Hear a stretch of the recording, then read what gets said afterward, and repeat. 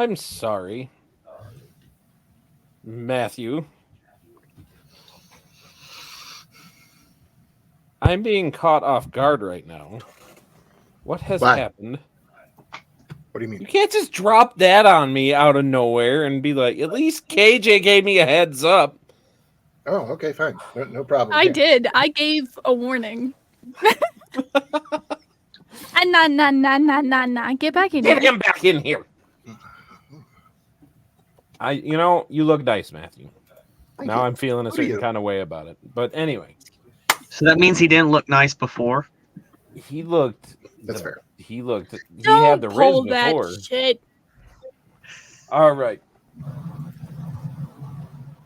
Ladies and gentlemen, boys and girls, children of all ages, welcome back to Age of the Forsaken, where this is not a doppelganger. This is actually Matt.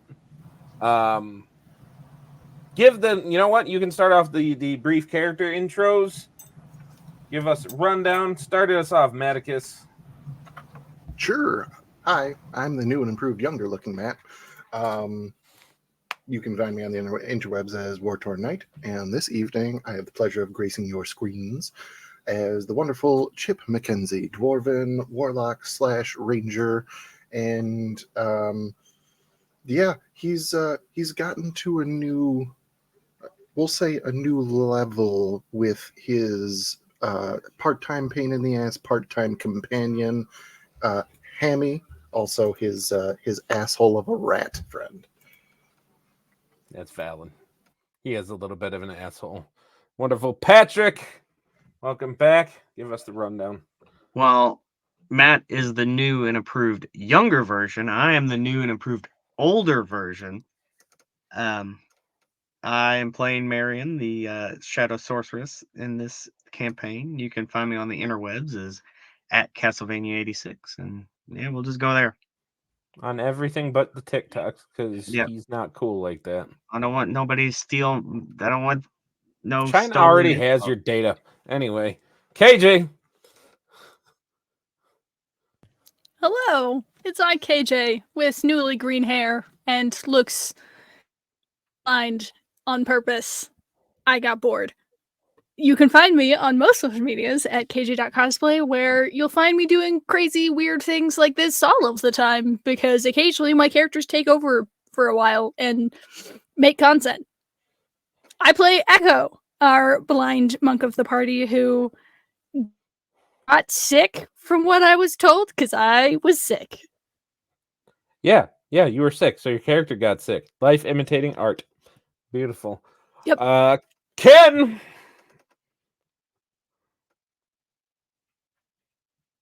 That's all we're getting?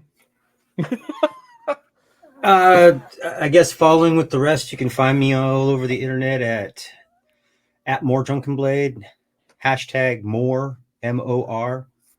Apparently on every radio station in the greater United States, they want more. I think Walmart even has an ad with me in it where they claim that they have more. So I guess now we're getting sued. But I'm going to be playing Skip Tracer. Your lovable, carefree tiger of a presence. Somewhat moist, somewhat squishy, but overall just a lovable guy with a singular personality that far outmatches anybody else's, but he does what he can. That was some words, is what that was. He's exactly the opposite of everything I just said. He 100% is. Selkie. I'm Selkie. You can find me at Tides of Ashling on TikTok.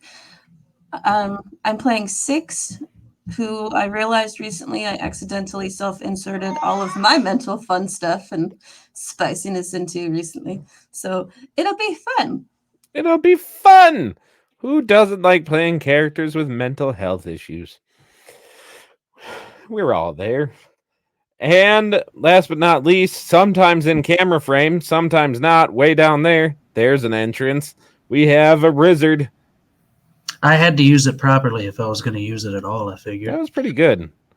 Hello, Daniel here. I don't entice you to go look for me on the internet because I've done a good job of trying to stay off of it.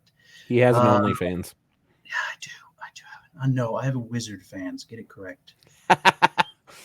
It's called Wizard the Wizard, and I do whatever Patreon tells me to. Anyway, I play your local friendly wizard, both with an R and with a W. If you can figure out how to say that properly without twisting your tongue, that's fine. And I'm here with lots of fun in mind. Lots of fun. Well, normally we do a recap by KJ, but they are failing me this week and letting me down in more ways than one. I wasn't here, therefore I can't fail you. Keep your expectations at 0. So I gotta go to the next best notes in the room, which is either Ken or Matt. So who's gonna take a recap? But nose goes says it goes to Matt, and then you can roll our intro. All right. Darn. I'll do this in the only way that I know how. Last time on Age of the Forsaken, our party of misfits were seated in the middle of a prison after successfully releasing one prisoner in the form of 6 and trying to release another one in the form of, the name will come to me, Corda, that's the one. Yeah, that was totally me by myself because I take notes apparently. So after a brief puzzle solving, finding a rune to insert into a slot to actually open a door to what was only afterwards found out to be basically not solitary, but the maximum security wing of the prison. The group was almost accosted by 2 what we can assume would be gruesome murderers, or who knows what. But by the way that they were rubbing Chip's shoulders, I think we know what their crime really was. Anyway, that is where Corda was being held. Skip had an audience with her in person this time, where they seemed to reach an agreement on how the Glintstone gang was going to be treated in the Syndicate of Thieves Guilds. We made our way outside of this area and eventually out of prison, and Chip was immediately accosted by this small white-furred little creature thing that was apparently trying to get away from 2 what were they called? Rhyme drakes? Is that what they were? Yes, rhyme drakes, more colloquially known to the party as Teletubbies. We had to have a nice little powwow with them, and by powwow I mean that everybody beat the ever-living shit out of them. And everybody was in fact kung fu fighting. Yeah, they were. It was fast as lightning. After which we found out that the little white furry baby that Chip had found was apparently a little white furry Yeti baby, because Mom and Dad showed up and party was having none of that. So we immediately returned the child, and they seemed pretty happy with that. But what they didn't seem happy with was Corda separating herself from the party, and then Corda was separated limb from limb. So we followed the trail of Corda and eventually found a room with some dwarven scripture on the walls, and after a brief bit of puzzle solving and thankfully Corda lending us a hand, we were able to open the vault to the treasures that she and the Glintstone gang stole from the other members of the syndicate. We deliberated on how we were going to remove all of this from the vault and took our appropriate cut of the treasure, which KJ was still able to graciously catalog. Thank you, KJ. And then we left officially the prison and areas thereof, as it's going to take some time to, number one, recover all of this loot, and number two, get some of the heat off our tails, as we have broken 2 people out of prison. They just don't know that one of them is dead now. And I'm pretty sure that's where we left off. Did I forget anything? You did not. That was a pretty apt Nailed. that was a pretty apt summary. So we are going to roll our intro, and then we will get into this week's session of Age of the Forsaken. Maticus, if you would, please.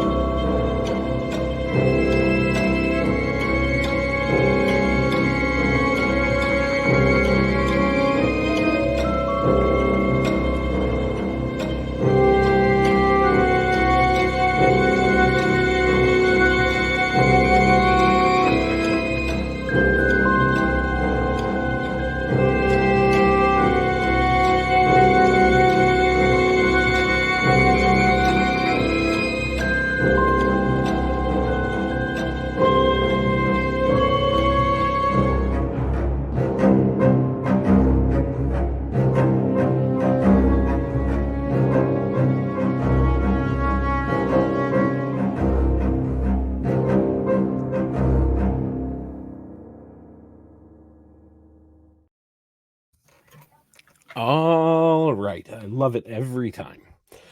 So, where we left off is that you guys were coming into the inn at Firehearts, where, contrary to shit talking that was happening earlier, Dargon is sitting there waiting for you guys.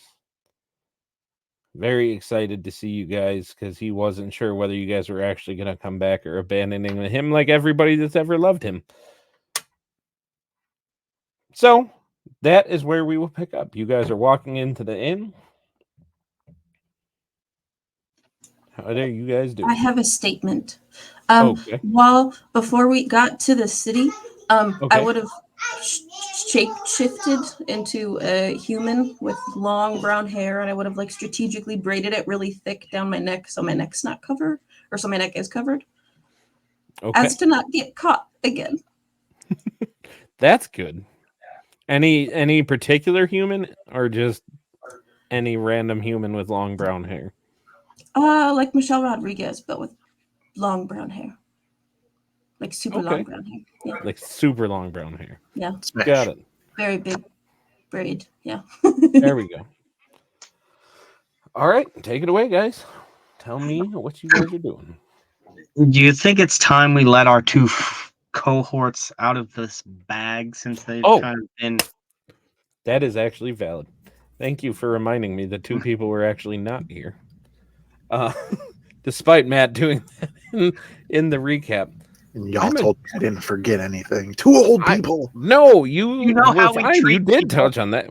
We were fine. I just forget shit like crazy, but it's okay because I'm a good DM from what I am told. So, yeah. We are going to start with Echo as you are in the bag. When you went in, just before you went in, you remember feeling suddenly extremely feverish. Your vision going blurry, you becoming quite dizzy and disoriented. Your vision was already blurry, was it? You know Would you what I like to mean. say that second thing again? Your vision was blurry because you're not blind. Oh. Fine. What is a blind equivalent of that? Your ears started ringing? Sure, we'll go with that. Their eyes were bleeding Sure. too. Your eyes were bleeding. You know what? That's how we're going to play this off because this is actually going to be valid. She has the plague now. Your vision was blurry because for a second you started to be able to see again, which was disoriented, but it came in very blurry kind of, you're too young to understand tuning in the TV. Fixing the rabbit ears No, type I'm vision. not. Are you telling me you actually had to fix the rabbit ears, like mess with the antenna? Look where they live at, bro. I mean, that's valid. They have TV there. That's valid. Do you have TV there? Yes. Black and white. It's I not. don't know. I still don't think Idaho exists. Color Anyway, hasn't reached Idaho yet. Anyway. Back on track. Back on topic. back on track. So that disoriented you a bit. You feel the blood kind of running down both sides, the inside and outside of each of your eyes. So it is coming out pretty profusely. Your nose starts bleeding a little bit, and you end up just going like straight blacking out, and you kind of start coming in and out through the couple days that they're hiking down the mountain. But while you're passed out, the visions that you get, you have these very vivid dreams of a thick, lush forest that has one predominant tree in the middle, and you see that it is glowing with this kind of gentle and inviting purple glow as it's kind of just ebbing, kind of like the beat of a heart, just, and it fills you with just contentment and comfort as you hear birds chirping, and you just see, in your mind's eye anyway, this most perfect, picturesque forest type environment. And then the purple glow shifts to a red. Kind of a deep red at first, but then it grows into a more violent red. Stop it. And so as the red becomes more vibrant, it kind of jumps to a scene where all of a sudden the trees are completely on fire. And the ground underneath where you're standing just splits, like right between your legs, right towards the tree. And all of a sudden you're standing on either side of this massively deep chasm. And I would imagine you step to one side or the other. And as you're looking around, turning around every way, not seeing anything, then you go to turn back to the tree, and there is a very imposing, very large demonic figure that just kind of comes right up to you and grabs you by the head and starts pushing his thumbs kind of into your eyes, and you feel the excruciating pain before you kind of jump awake.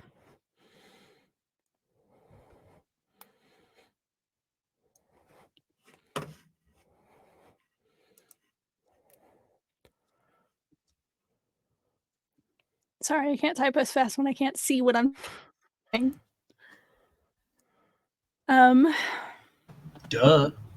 I think Echo waking up is this very violent reaction, almost like in most movies where it's just like the protagonist having a nightmare, just shooting straight up in a cold sweat, just breathing heavily. They're blinking a lot, just trying to orient themselves, and like almost this ghost memory of the pain in their eyes as they're slowly trying to settle themselves into wherever they are. Okay. And when you come to, you are in a familiar environment of kind of like I picture like kind of a Greek temple type situation where you got the columns and you just got these massive piles of pillows and like, like one of those really big love sack beanbag chairs, like one of those, just like the comfiest one. environment. I'm jealous. It's so cozy. You guys don't even understand. I want to understand, but they're expensive. And you see Riz just kind of wandering around.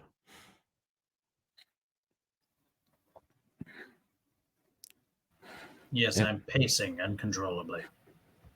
No, I mean pacing around like you don't remember where you are. Ah, okay.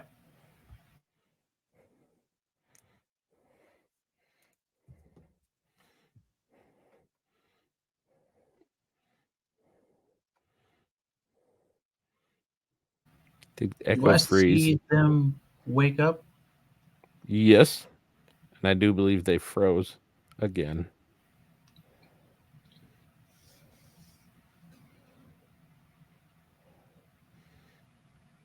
But that's okay. Oh, they're back. I think I'm back. You are back. Riz, check your DMs before you keep going. But then keep going. Okay. Oh. Yeah, Echo is just panting and letting themselves adjust to where they're at and let their heart rate kind of settle.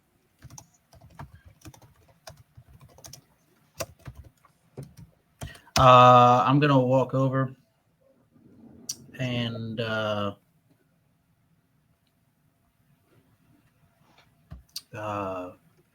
make sure they're okay, I guess. Considering I don't know why I'm in here.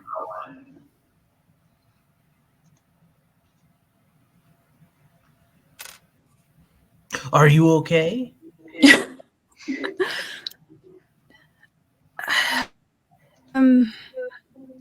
Bad dream. I'm fine, I think. Is there still blood coming from their eyes? I was just gonna ask, is there still like blood on my face? I have made the determination that there are kind of like spectral servants, kind of like in Mordenkainen mansions, that are like spectral little nurses that come and take care of you guys while you guys are in the slumbering sack. Cool. This item Amazing. just keeps getting better and better. Right? Yeah, The whole party is just going to what I- spend the entire campaign in there, like yeah. I don't want to get out of built-in this. What are you talking masseuse, about? like So I would not know that they have had blood coursing from their eyes. Okay. And I wouldn't know either. You would have felt it and then passed out. And probably not have remembered. True. Not with the spectral yes, I am. Not with the spectral beings. I'm gonna sorry, I help just you get the with your feet vision if you want. of KJ, not Echo, KJ sitting there like Cleopatra style, being like fanned with the like big palm fronds and stuff. Like Not even. Just being fed grapes. Like Yes. here you go. yes. Not grapes. I don't do grapes. My bad. Watermelon. Good Cherry? berries. I don't know. What Cantaloupe? you like. I don't know. Anyway, continue. Frogs. Cantaloupe's not bad. Here's some honeydew melon. Now hush. Be fan. Honeydews good. See, there you go. I'm gonna help you and just make sure that you're all good, and I guess figure out a way to get out of the bag. We're able to leave at will. That's how I did it during your Uh-huh. conversation. Yeah, you don't need to go, and it's okay. You don't need. No. It's just kind of something you can do. We can hear anything that's happening outside of the bag. You just kind of imagine yourself not in the bag anymore.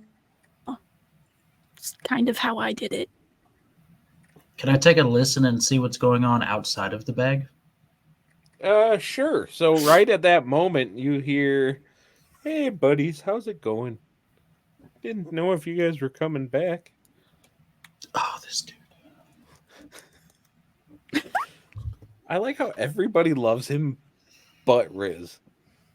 Well, it took me a minute. I was like, Is that Riz's reaction or Daniel's reaction? Well, it took me a minute. Originally, like third part, I was like, I've heard that voice before. What's that voice from? And then Riz realizes it's that guy that is just here because everyone wants to protect him with all of their life. Yep. Now, I couldn't read what that said. smash. It literally said smash. Right there. Don't me. You did it to yourself. Nice. I know I did. I can read. See, those two are good to read. His is in fancy lettering. He's an artist. I guess I'm just gonna. Would I know where we are? Or do I just know that we are with? What was his name? Dargan, right? Pull out fancy notes. Bob. It's not fucking Bob. God, what, Ken? That's the one note. That's the one name I hear. Yeah, they're with Bob outside. It's Dargan Half-Braid. Ah, okay. It seems like they're with Dargan again. So last I checked, they could be in town. Boy, that's the last I think. That's the last thing I remember is that Dargan was in town. Well, that's better than the alternative. Hope I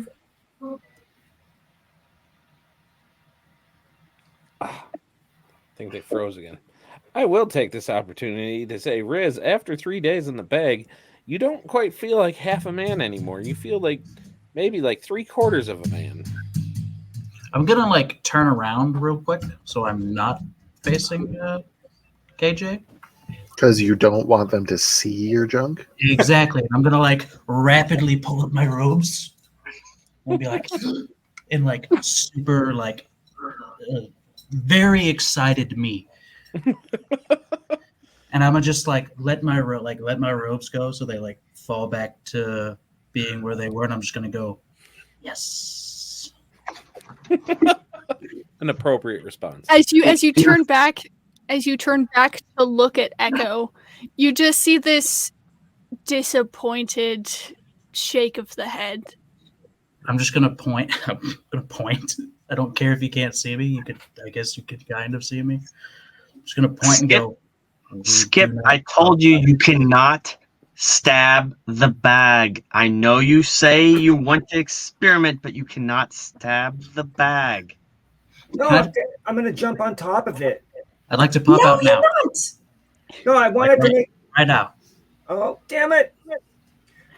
Hey, Riz. What's up, buddy? Hey, There's Skip. still an opportunity. Hey, did you get that pussy cyst on your groin lanced yet? No. Oh my God. No. That was definitely still there last I checked, but I'm feeling a lot better. I am sorry I punched you. It was our only option to calm you down. I hope there's no hard feelings. Yeah, because she What? because she they knocked you the fuck out, bro. Because you were wandering around chanting, and we didn't know if you had been possessed. You were chanting and bagging on stuff, getting very loud. Is that why my face hurts? Right, It did is. hurt. It doesn't hurt anymore. Kind of. So Maybe. So we made an executive decision to knock you out and throw you in the bag. I'm not mad. The bag's nice. Really recommend You know trying who it out. else is nice? Chips. I haven't missed you. I haven't missed you at all.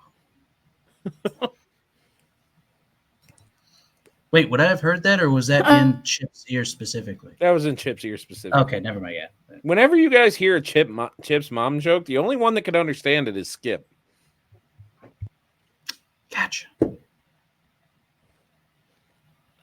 That was almost... All right, so an Echo is still in the bag, but a Riz is out. Yeah. What was An your Echo name? is closely behind Riz. All right. So there is an Echo. Six So you would guys go are to just Echo standing and give in them the- a really big hug. What was that? Six would give Echo a really big hug. Okay. Oh yeah. Just a gentle smile as Echo returns the hug. And Riz, did Riz just ask who this was? Well, in his defense, I look different this time. That's true. I did ask, yes. Echo kind of pulls Six in a little bit, whispers something into the ear, which Six, you know, is the code word that they use to verify that we are who we think we are. It's me. And getting a confirmation back. That's kind of what it is. That's not what it is, but sure. We'll just kind of turn a little bit towards Riz and just say, my sister-in-law. This is Six.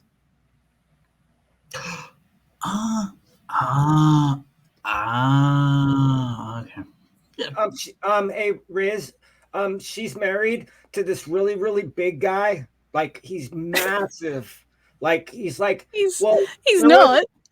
Well, I heard that he's part of the White Mane clan. Do I just hear Echo say his... That's really cool. Do they like badly out loud go, When he's not? when he starts saying this, talking about Echo's brother, you just hear Echo start laughing to Hey, themselves and Selkie, just give say, me a "He's D20 not," roll real quick. and continues to laugh. 16. He's part white, man. From the waist down. Which- Hello! Nah.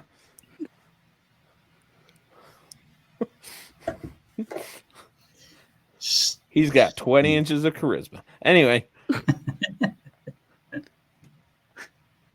Only got information a Six centaur. knows. I'll just acknowledge Skip. It's okay. I don't. Thanks. I'm gonna be looking around. We're inside there because I'm gonna be looking around for a contact. Because we probably should get the fuck out of here and let everybody know let at least the Glimmering Master know what's going on and that we achieved his accomplishment. The Glimmering Master? I want to get my money. Grinning Master. There we go. Isn't that what I said? You said glimmering, but that's okay. Oh, sorry. That would have been. It was close enough. There was a guy that I saw in a play. His name was Freud. And then they said he kept slipping. I didn't understand it because he was still standing up. But all right, nobody got that. Hopefully somebody in the audience got that. He had really like awkwardly large cigars that he was always. So like it's one of those things where as you see Skip looking around and like he walks into one like area looking and then he like turns to walk away and you guys all see just the familiar visage of the Grinning Master just kind of appear right behind him.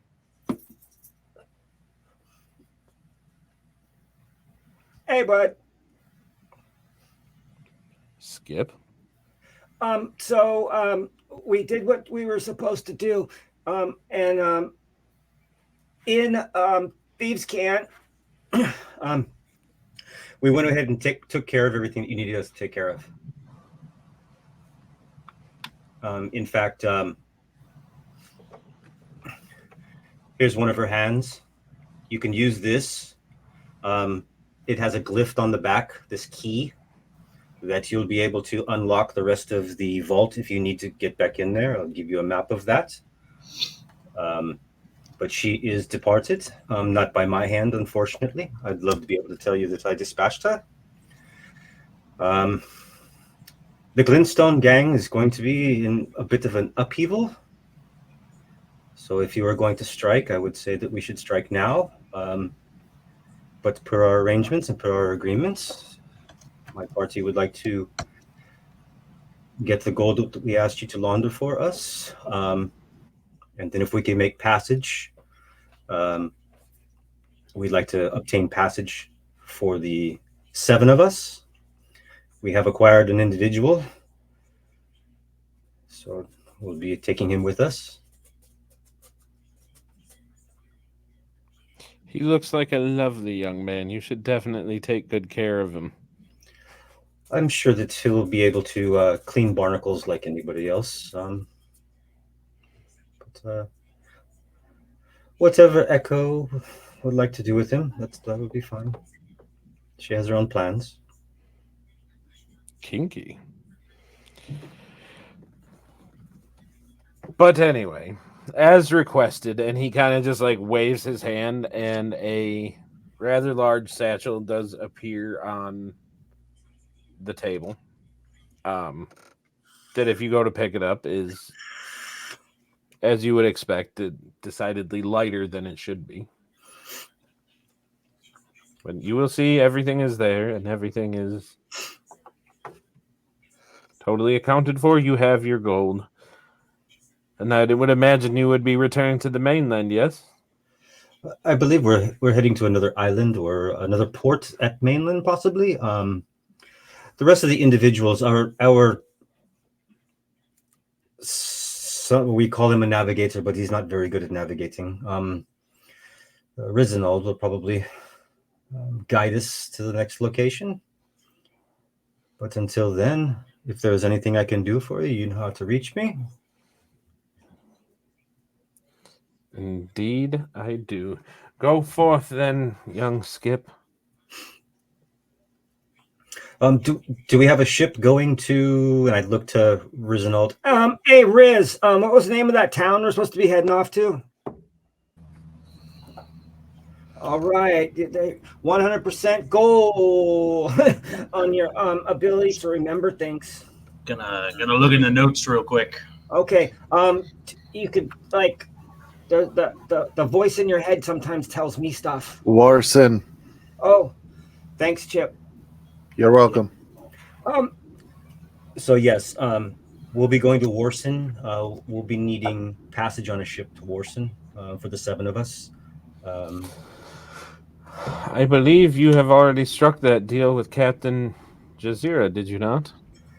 Well, I was just, I didn't know if the ship was still in dock, to be honest with you. The last time we were down there, we were accosted, and I was taking some ships' names down, and that didn't seem to be in my log and my notes that I'd made down, so I didn't know if it had already taken off.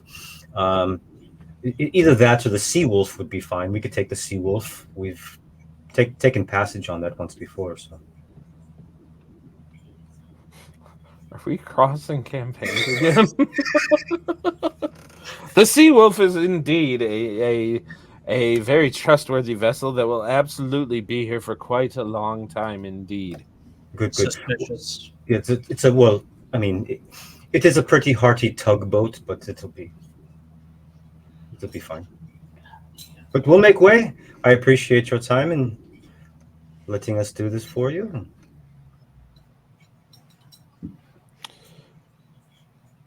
And then he looks at all of you, because this has been in Thieves' Camp till now, and he looks at all of you and he says, "Thank you all for a job well done.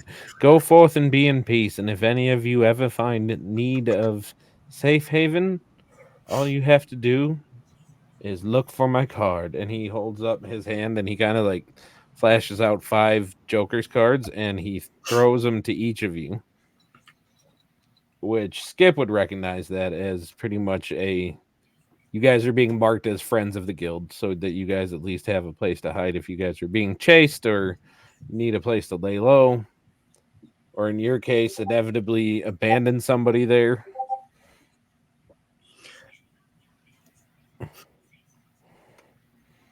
Okay, guys. Let me go look outside to see what time it is. I can't remember what time it is. The sun is up. We're good. Okay. We can jump on the ship now. I know we have the ship. This ship should have provisions. A lot of ships I've been on lately don't have very many provisions on them, but this ship seems to have provisions. So we could get on the ship and go to Tortuga or whatever the hell you just said we were going to. And then, is there anything else we needed to buy? I know we bought a bunch of stuff. Yeah, I'd like to run to the local, a local store that would have it, I guess. I'm looking for a specific thing, and I can message it to you.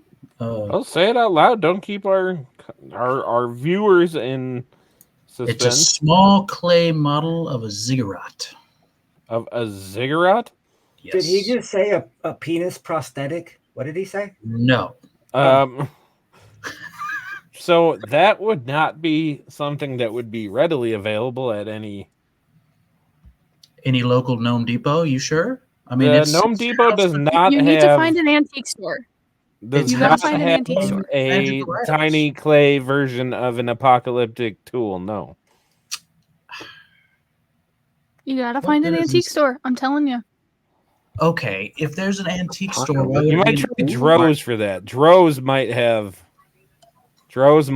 an apocalypse in a box. Is there a Droz around here? There is not. Gnome Depot ran them out of town because they are absolutely no value whatsoever. Damn you, corporate! What are you calling an apocalypse in a box? Why does Don't worry about why I'm calling it there, friend. Just know that when I use it, it'll be for a good cause. Apocalypse is not a good cause, buddy. It is. Listen, I know that you're still down a quarter Johnson, but this is no reason to bring about the end of the world. Is this Chip or Matt that's talking? Yes. Yes. That's not Chip. That's not the accent. That's straight up Matt. That's Chip's worried voice. Don't worry about my apocalypse needs. All of a Just sudden, know that I need them. Is that fucker talking about an apocalypse in a box? You know who else's box was an apocalypse? Oh, jeez. It's your mother. Anyway. Love you, buddy. I love that I disappointedly sighed before Matt did. Someone's got to do it. Then no, if there's not an I am antique pretty disappointed. or a Droz around here. Do I know if there's a Droz on Warsen? You know that Droz are significantly harder to come by because generally where there is a Gnome Depot, they do run out Droz pretty hard. Is there a Gnome Depot in Warsen? Yes. Side quest: destroy all Gnome Depots. Check. That wasn't a self-deprecation. That was just saying it was a bad joke. Unlocked. You got to admit that wasn't my best box. My best box. Jesus. You know whose box is the best? Chips, Mom. Hey-o. I'm not even separating it by names anymore. It's just a collective count. That's the way it should be. Anyway, no, if there's nothing there, I'm good. You can message me why we're looking for an apocalypse in a box, because that I am curious about. It's a spell component. Is it really? Yes. It's a spell component. It is a spell component. You have a focus, but okay. It is. What are we calling an apocalypse in a box? It's not. I'm not calling a ziggurat. apocalypse. A little clay duplicate of an apocalyptic tool is apparently a spell component. Yes. A ziggurat is a building. No, a clay statue of a ziggurat. Petrichor picked one of these up recently, Matt. Right, and Okay, so- it's basically a pyramid. For those of you at home, we are discussing Why is the multiple pyramid campaigns at the an same time. apocalypse in a box? Anyway, moving on. We are. So,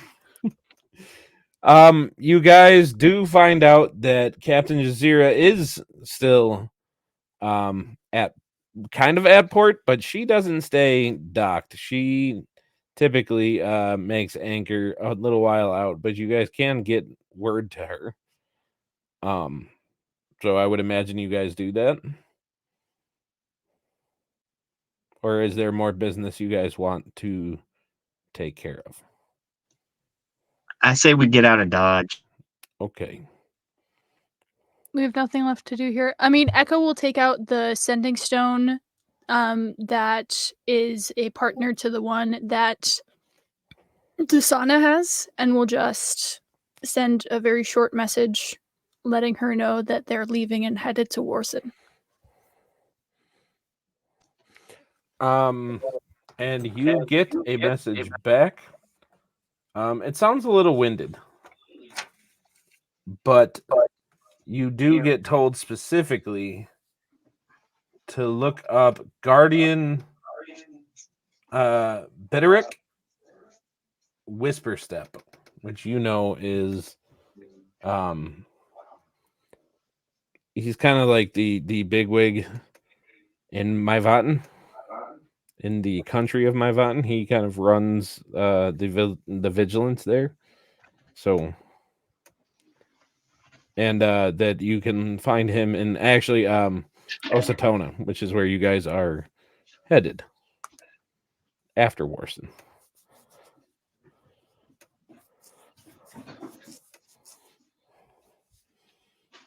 And then she ends it with the typical safe travels. Have we passed out? Did I remember to pass out the earrings? I think I did. You did. Okay. Hey, guess what I've got? It's Apocalypse in a box. Ah! How many gold pieces do you need? Inspiration to Marion. Because that was worth it. That means I have 2 inspirations now. Yes, and as you guys know, you guys can hold up to 3. I don't And even as a have quick one, you disclaimer for the guys. people watching at home, I know that we're playing D&D, but really we use the rules more like guidelines. So We You're do. talking about No. the earring of message, correct? yes, Yes. okay. Don't So say it like I failed you. Jeez. you guys get on the ship. You guys have about a 2-week-ish journey. I will say, for brevity's sake, is there any conversations that you guys want to RP that you guys want to have out and have? Selkie, I do need you to roll a dice for me. Okay. Which one? Give me that D8 so you can decide who you're going to be today. It's a 3. Hold on, I'll go look. There you go. So you can RP. Hold on, accordingly. what? What? Oh. Okay, that's fine. I like how your face says par for the course. What do you mean, roll to see who you're going to be today? You can't just say that and move on. Echo didn't see that coming. My Slapped her in the face like a big moist fish. Nope. Selkie's face was great. Also, just so we're all under the everybody had one. There was an extra one for 6 because my mentor knew that we were going to go get her. Mhm. So everybody has a earpiece. Yes, valid. So yeah, is there any conversations you guys want to have? I think once. if we can resolve it very, very quickly, can we get rid of some of this gear that we have? What do we have? Hold As on. in, you want to sell some stuff? How about everybody take 3 bloodstones Ah, and add them to your distribution. inventory, please?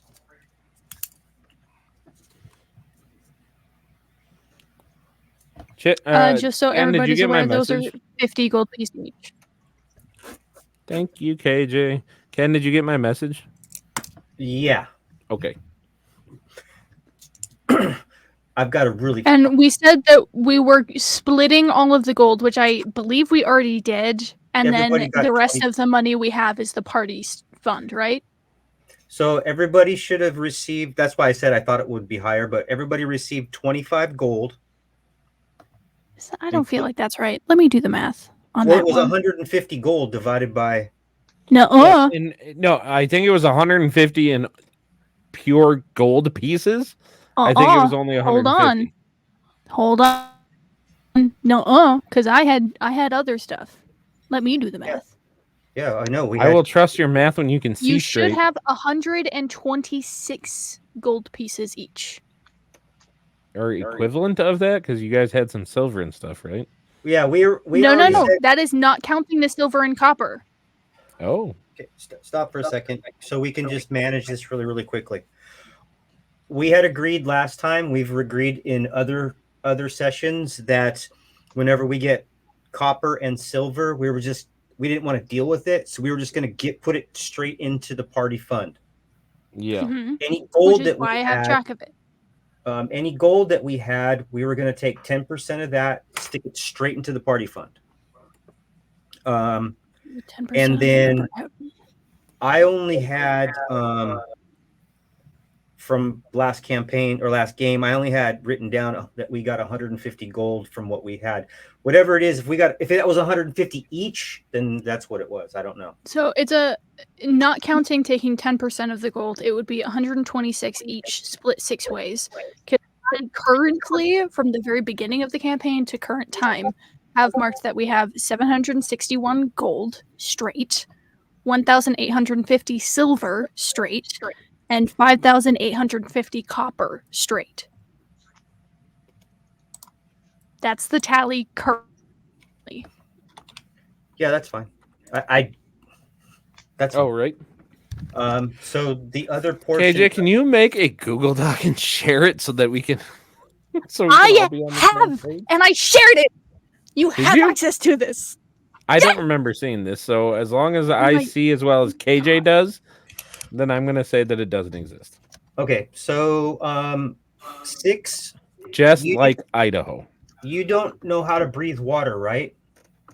No. Okay, because you didn't get a ring. So how about you take the cap of water breathing? Okay. I would also give her the chainmail too. And if you can use the mithril chainmail, everybody, we good with 6 taking Yeah. it? Okay. Mithril chainmail to 6. Bag containing dust of disappearance. Echo. I was gonna say Echo could take it. There you go. All right, it's already yours. Gem of brightness. It does 3 different things. Only has 50 charges, but it does 3 different things.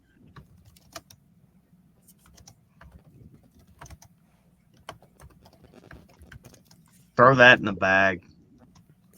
So, Okay. out of curiosity, is Chip wearing one of those things? Or not Chip, Skip. My bad. I'm wearing the the slippers of spider climb. Oh, okay. And I got a really cool headband on my head. And You guys would notice that he has a very nice little headband. Almost circlet looking thing. Potion of lightning resistance. Bag it. Bag. In party. Okay.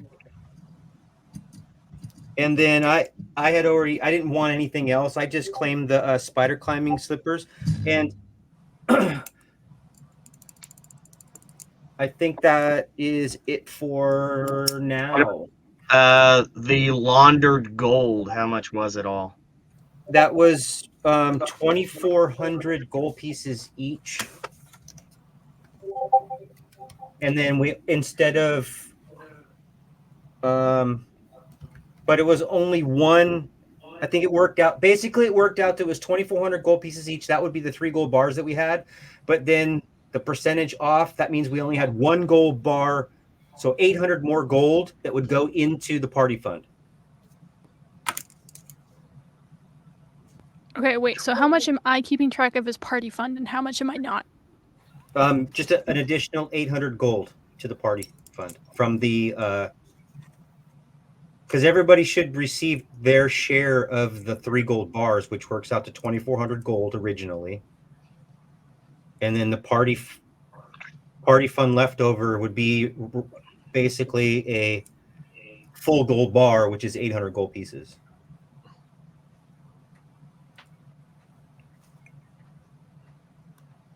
Okay. Sweet. Now, do we have to repay anybody for getting potions or anything? I don't think so. Okay, I wasn't sure if somebody had said just go and we'll repay you later or something like that. Nope, you guys were given all your climbing gear and stuff like that. That was gifted to you guys by Estrella's aunt. I'm gonna try to sell my climbing gear to one of these sailors on the boat. An automaton? I could totally see Skip trying to barter with an automaton. I really could. So we should be good to go now. All right. I think that is everything. And Daniel, I am not going to explain to you why you cannot have the spell testicular torsion or endometriosis. I am not going to explain that. I will say I could be convinced if I can find the mechanics for it to include tungsten ball sack, but Yes, I already have the. I can already get the mechanics. Nowhere. Instant Brazilian wax. That was another one. I brought that up. I also It's brought valid. up. I cast a belly full of lead. Which we are not going to take credit for those spells. They did come I from one of didn't our say- favorite I TikTokers, didn't say who I cannot remember his name off the top of my head, but I will make sure to include it next time. Anyway. Look it up now. Huh? Someone Google it. I'm Google doing it. it now. The ones with the animations are from Punky Doodles. There you go. Punky- Punky Doodles, you are wonderful. I don't Love know that. if they did the sounds, but they definitely made the That's animation. The original audio, I'll find. I know the dude who does the original audio. I'll find his tag so we can credit. KJ, I will love you forever if you can convince them to come on here. You think I could pull that off? Are you kidding me? You can Yeah, pull never off heard anything that. you set your mind to. Hey, Jinx, you owe me a Coke. Wait, who owes you a Coke? I owe him a Right. Coke, which if he ever comes into like the You can have a Deadpool where coat. I am from, You oh, can have a- I want a Deadpool Coke. I only got fucking Electra. I Fucking got lucky and lame. got my case had Deadpool this time. I was angry when I opened that For And they're what? all the fucking same can. Electra. They're all the same can. I'm sorry, that was not Jennifer Gardner's greatest work. I'm just saying it wasn't. Anyway, moving on. Okay, so conversations on the boat going once. I like a back massage from Hammer. Oh, Hammer will give you that back massage, buddy. It's fine. He'll He's a massage power your back. Give me a Constitution save. Oh, okay. No, roll a d20 because if you get a natural one, you're not getting it from Hammer, you're getting it from Hammy. No. In his natural form. Or you're getting hammered by Hammer. There you go. You said con save? Yeah. Ooh. Yeah, that's a good 18. boy. 18? It's a wonderful massage. Yes. Like you get a little nervous feeling the metallic hands like starting, but then he massages you with like an amazing finesse. And like he hits every spot perfectly. There's just constant moaning. Ugh. Ugh. Give me a charisma save real quick. Should have shut my mouth when I was ahead. You failed, you're in love with the machine. Damn it. 8. 8? You guys definitely, like, as you're walking by his bunk, you definitely hear a daddy or two slip out. Daddy. I mean, Daddy. Oh. thank you, sir.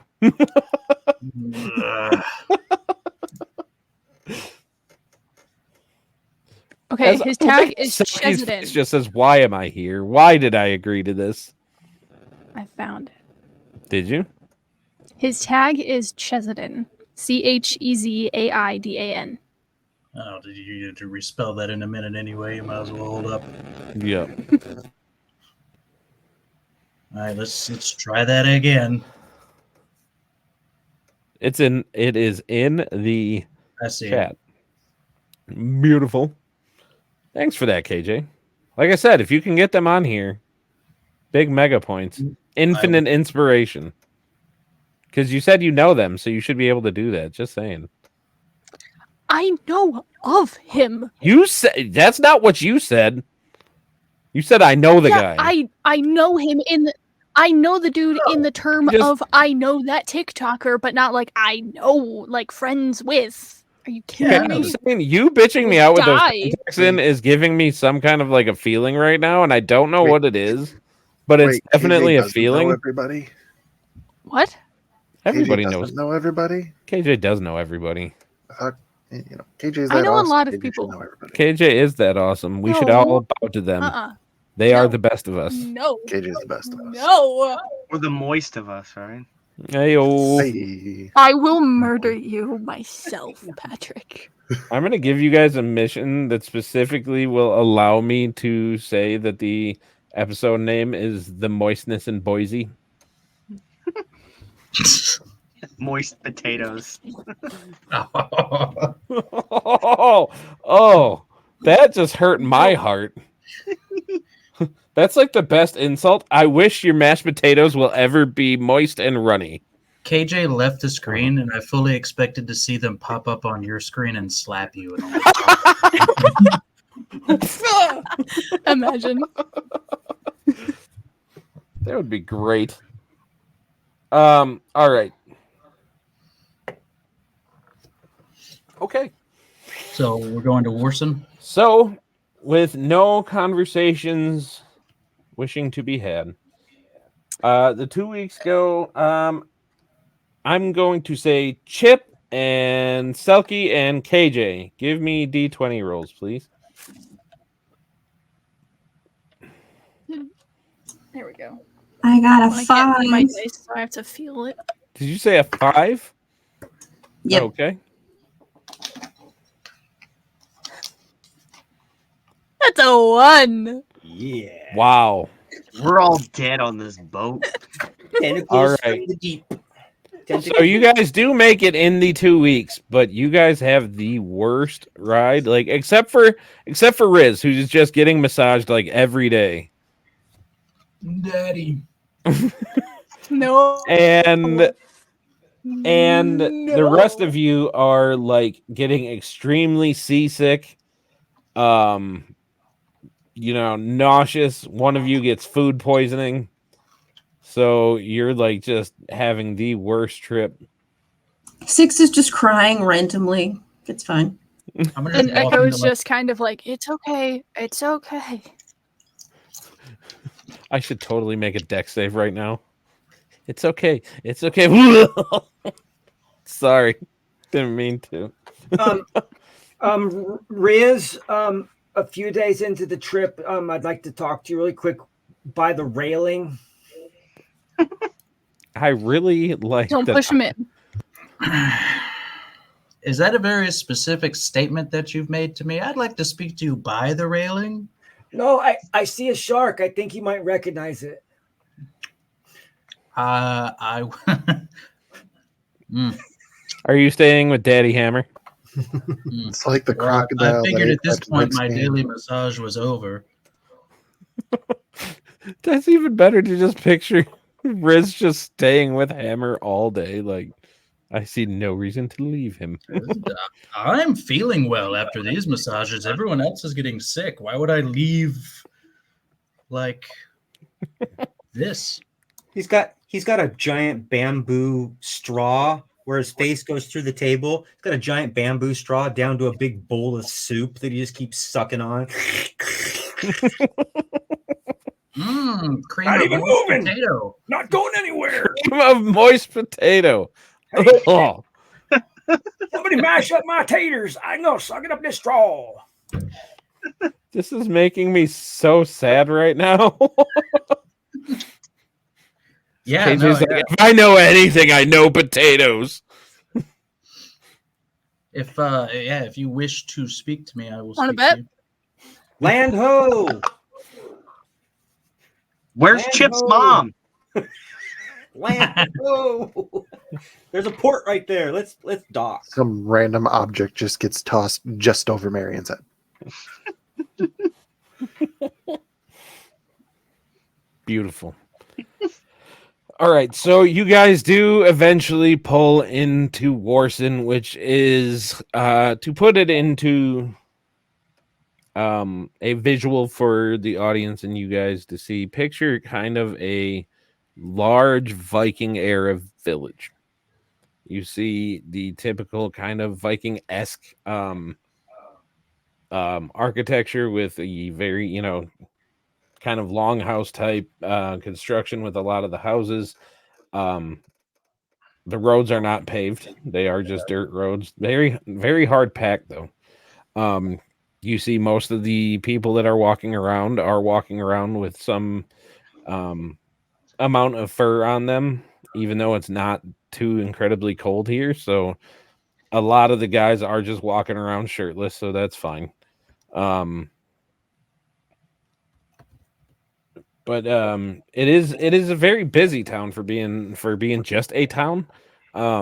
The port part though, you see a lot of variation in the architecture there. Like you see some that is definitely human, you see some that is definitely elvish. Along the kind of eastern cliffs of this port, you see some very heavy dwarvish influence. As you see that they are building their parts of the port directly into the stone, and the docks that are, you see very obviously dwarven ships are stone docks that have been carved and laid down in there with wonderful dwarven ingenuity. But you guys get just outside of the port. Captain Jazira does not pull all the way in, as is her habit, and a couple of the automatons do get down in the boat to take you guys into shore. And you guys get in there. Do you have anything to say before you get off the boat, or are we just going into town? Thank you. Yeah, Chip would just make sure that thank you for the good. No, Hammer, you must leave the wizard. You cannot go with the wizard. The wizard has to go. Don't worry. I'll see you But again. mommy, I love him. Dude. Try to Speaking of persuade which, him. did any of you bring Dargan on the boat? No, we left him behind. No, we Nobody absolutely mentioned brought him on the Dargan. boat. Oh, okay. We brought him. Sorry, you didn't say you brought him. He's in the dock. Hey, you I was remember? just picturing Dargan like sitting there with his back, like they said they wouldn't leave me here, so You I'm just remember gonna that wait. principle that You're you around the set corner. as a Don't DM? worry about it. You remember that principle that you said as a DM that unless you state, you're walking around with a crossbow out whenever it's travel time, that's a precedent. So when we say we're always bringing Dargan with me, that's the same thing. Oh, is that We're it? always bringing Dargan. Oh, And we okay. did have 7 outs on the ship, so Okay. I would say it would just be funny Are if you you gonna put guys Dargan on a return- leash? If you guys return to the Isle of Brightcliff and there's just like a skeleton with a pack sitting on the dock, like Not gonna happen. No. hey, giving me such a Not look happening. right now. It's a statue that they've made on the dock. It says Dargan, they will return. They will return. They promised. So, do we have an extra earring? I think you guys got like 10 of them. We you guys gave me Rizzards last Um, time. Oh yeah, because we ripped it off his ear. No, that's why it was spit shot. Yeah, Riz, you don't have one. Specify You have if I didn't specify an actual amount of them, because I don't think I did. I will say that there are 10 in a pouch. Can Okay, you give for one one, to? I totally you just resent told the me fact that I you was just ripped a it off pouch of my them. ear. Yeah, so Can you get Riz needs one, and then can you give one to Dargon? well, thanks, guys. That's Echo will kind just of a pull another 2 out of the bags to give to Dargan and to Riz. What kind of armor is he wearing? at present he's not wearing any. He's Stage naked. 6, the armor that you had prior to the mithril. Can you give that to him? Yes. Okay. Okay, so in a very Lord of the Rings type moment, you see him like trying to like get the like chainmail like around his like trunk, and then he's like, it's a little tight there. I don't know if it oh, never mind, it's just a little long. It's okay though. It's cool to wear actual armor. The other guys didn't think I deserved any. Can I also give him the cloak of elvish kind too? You want him to have the cloak of elven? I don't need it anymore because the mithril armor gets rid of the disadvantage. Yeah, but with the without having disadvantage and then having the cloak, that would give you advantage. Oh, if you that were would. Well, then never mind. I'll keep it then. Give me that back, bitch. It's okay. Sorry, I need to de-gift you. I didn't think about the mechanics fully. It's okay. That happened a lot when I was growing up. Maybe too. he just didn't like it. Okay, he just gives it back. It's fine. Like my parents would always give me stuff, and then they'd say, "Never mind, your brothers and sisters need it more." Psych. And did we establish that turning he had into Lily's character? did we establish he had a weapon? He does have a warhammer. Okay. Yeah, it's my dad's warhammer. It's pretty much the only thing that I ever got that I got to keep, you know, like to myself. But that's because I left home before they could take it back. Cool story, bro. But anyway, I got to keep it once I caught it, and I didn't drop it because otherwise Dad would just keep throwing it at me.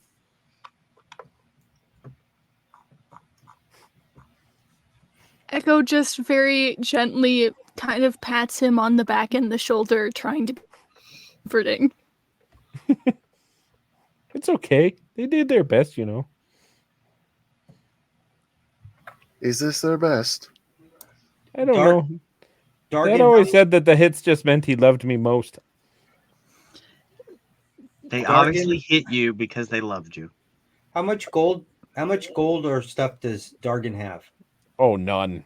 Okay, so I'm like going outside of his hammer, he has like a bedroll that, like, when you see him sleep in it, like his feet stick out of it because rats have chewed the bottom. Like, so I'm gonna the stuffing is falling out of it. Like, it is just the shittiest kind of like. So is Dargan like a Make-A-Wish kid that we're taking along with us? He was abused by the Thieves Guild. Like, they didn't really want him in there, but he was a gopher. I'm gonna hand him a small bag. Well, not a small bag. I'm gonna hand him a medium-sized bag, full of 2,400 copper. Well, that's a lot of copper. I can walk around and be your purse for you, though. That's okay. I can carry whatever you need me to. I don't want it, bro. Like I can have it? Yeah. You might need to buy something of your own. Like, you know, you could buy something. So, like a teddy bear, or you are seeing Dargan's eyes just like watering up right now. Or sometimes you might want to buy like memorabilia of the different ports that you've been in. Like, my party went to Castlevania, and all I got with this fucking shirt. You could get like oh, I don't know, Pirates of the North Mediterranean live concert. I hung out with Chip's mom, and all I got was this t-shirt and an STD. And gonorrhea. No, guys. Chip's mom did not have gonorrhea. She only had chlamydia. Cure wounds. Remove curse. Remove curse. One of those two would work. Um, We are not going to go into the mechanics of which spell would handle an STD. Would you have considered No. us being in the No. bag? No, get out of here. Fuck you. Okay. Us being in the bag is a long rest. Yes. You were in there for 3 days. You absolutely. If you don't get a long rest in 3 days, you're doing something wrong. I got We bags, my definitely- friend. I got We bags. definitely Plus, you were on a the long rest. yeah. Plus, you were on the boat for 2 weeks. Well, in that case, I'm gonna give Dargan a playing card. Doesn't really matter what one. It's just a playing card, and I'm going to tell him only use it if you absolutely have to. And it's just a card that's imbued with magic missile. oh, that's the two. That's the two of clubs. I hand him the 2 of clubs. Wouldn't it be the 3 of clubs? No, I figured it No, would that's be. just silly. it's just silly. I hand him the 2 of a deck, Okay. but just only use it if you're in trouble. All right, buddy. Thanks a lot. I appreciate it. The card immediately goes off. Yeah, that's what I was. He just accidentally points it at somebody. This is really. Right at Echo on accident. Oh no! I just like. Why Well, didn't I'm just Why gonna didn't take they the get card. out of the way? I don't understand. So back in March, All right. So you guys are in the port of Warsen. You have been dropped off. The automatons are rolling back with their boat, and I will go ahead and say that we are right at about the halfway point. So why don't we go ahead and do a quick 5-minute bio break, and then we can get into some stuff's happening. How does that sound to everybody? All right, then let's cue it up and go for 5 minutes. I will see you all then.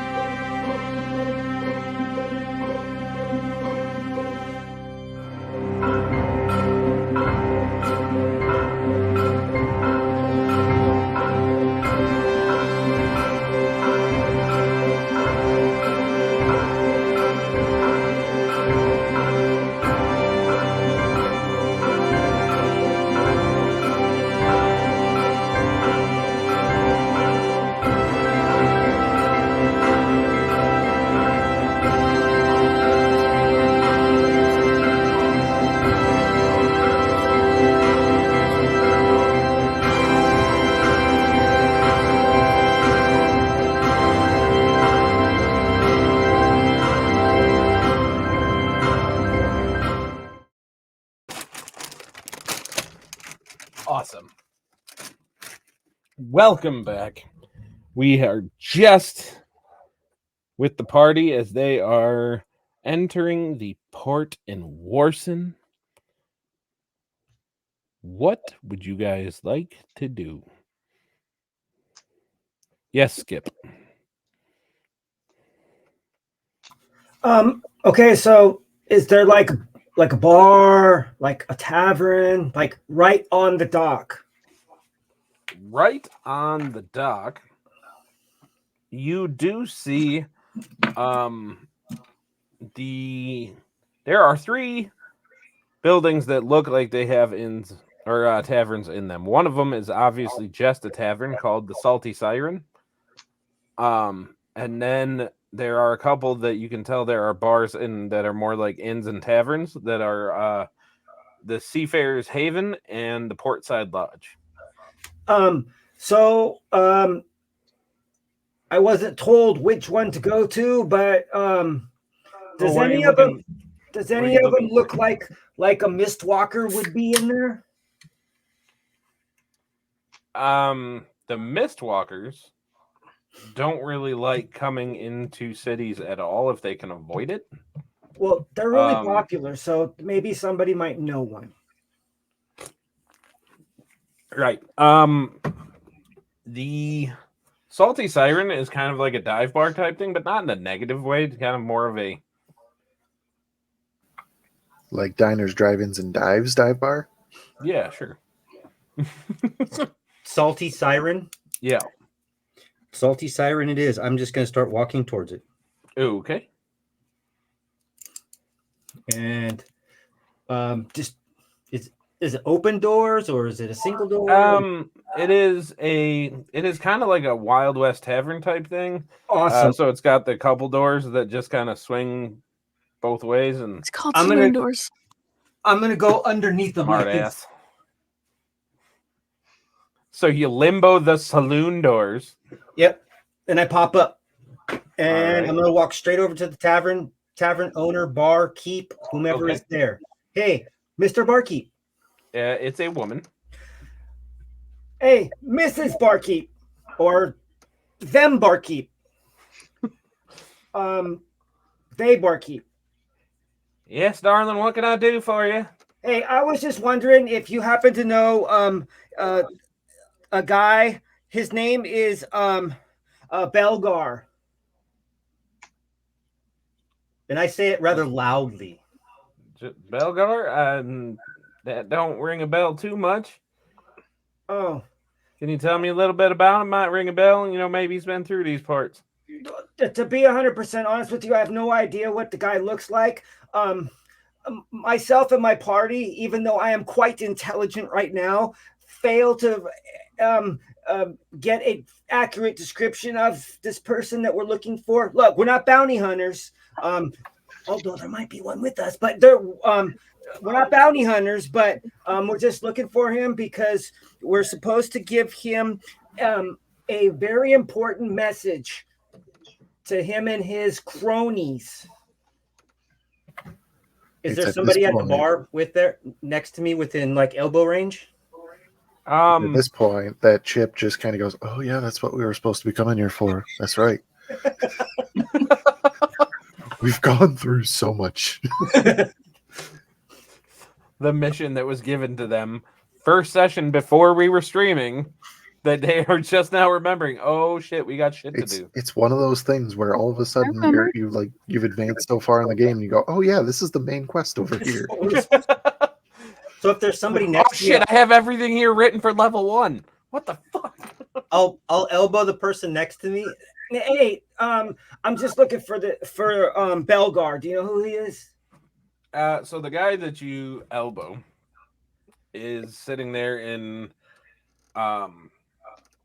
you see him in kind of like, I'll say like stripped down armor, like in the way of he has taken some of it off because he is off duty, but you definitely see a garb that looks like it would fit in with like town guard type armor, and he sits there like, all right there, little fella. You say Bellogar you're looking for? Well, yeah.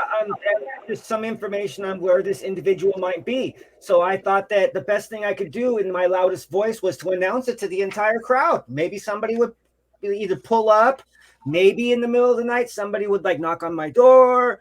Maybe like somebody would try to kill us, because they tried to do that one time before. They tried to they stuck a needle in us and then we all passed out, and it was kind of fun, but not so much. And then yeah. Skip, did anybody ever tell you might be being too subtle? Well, a long time ago when I was in with all of you in the big cuddle puddle and you were telling me to be quiet, because of my superior intelligence, I have decided that this no longer is going to be a part of my vernacular interpretation and kind of method in which I speak. Skip, unless you're totally different, most people that are really intelligent don't go around making a scene telling everybody they're real intelligent. Oh. Well, it's kind of like those guys that I saw in the other city one time. Like they didn't have very much gold, and then all of a sudden they got lots and lots of riches and gold, and they were driving around in these blinged out buggies, and they were like, and then they got the buggies on the front of and they were like this. And it was they didn't even have mules. These when them jumping horses, right? Horses, yeah, like six horse pulling power and just. Oh, you're talking about the whoopties. Whatever, but I think my whoopty, my tailpipe dragon, heat don't work. But I'll keep bragging. Yes, inspiration to Chip or Skip. Sorry, Skip. I won't say it so loud. Then maybe he's 100% correct. My intelligence tells me that I should be more quiet. This has got to be the weirdest encounter I've had this week, and let me tell you, this couldn't possibly be the weirdest. Well, maybe this week. All right. Well, I'm going to tell you, the only person even close to these parts that I know of with the name close to that is Commander Bellogar, but he's up in Osatona. It's his last name like Battle Bruise or like Warscar? Warscar. That's it. Yes. You are looking for Commander Warscar up in Osatona. Oh, well, shit. You are right. Echo will join the conversation. Oh, this is Echo. They are superior. A bit of a calmer and manner. like, all right, nice to meet you. And like he holds his hand out and kind of just seeing her not shaking them. Sorry, it's just kind of like it's as the hand is reached out, it takes a second to register that in Echo's ping, but will actually shake it. Oh, all right. There you go. Now, what can I help y'all with? Why is that man holding up a hand? Well, that's what happens when people get their hands chopped off. That's what I heard. Anyways, I'm going to assume our friend is special. Right, I believe that. If I may, the reason we're looking for Commander Bellogar is because one of his men, Vadark, helped us. I know that asshole. How he been? Not good. That's why we're here. Well, shit. He helped us escape from what would have been probably certain death, and will pull aside their robe a little bit to show the branding mark in silver. Oh my, that don't seem to. Doing their best to help out those they can, but they need men and they need supplies. That is the message that we're supposed to bring to Bellogar. We're trying to find the best way to get to him. Not just location, but an audience with him. Well, if you're gonna want to go up, and I would say, because it's getting just before dark here, maybe tomorrow morning y'all head out. You guys are gonna want to go north. Now, there's a couple ways you can go. You can take the river. That'll get you there quickest, but I'm going to tell you, you probably deal with some bandit trouble that way, if I am being honest with you. Taking We the high can handle road. bandits. Well, to each their own. That is fair enough.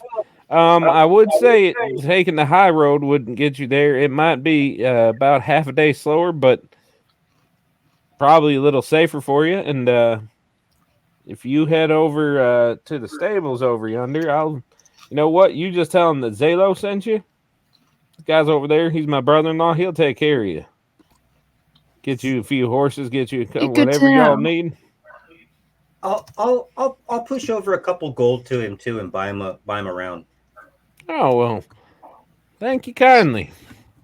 And I'm supposed to ask you? I got a message in my ear. I'm supposed to ask you if there is a Droz around here. But I prefer the Gnome Depot, but I was gonna say there used to be, but Gnome Depot came in and kind of elbowed them out. good. Deserves Yeah. You just see the wizard's head hit the bar like.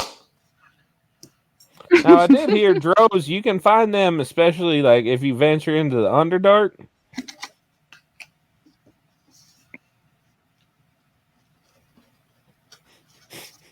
Nope, they've all been bought by Gnome Depot.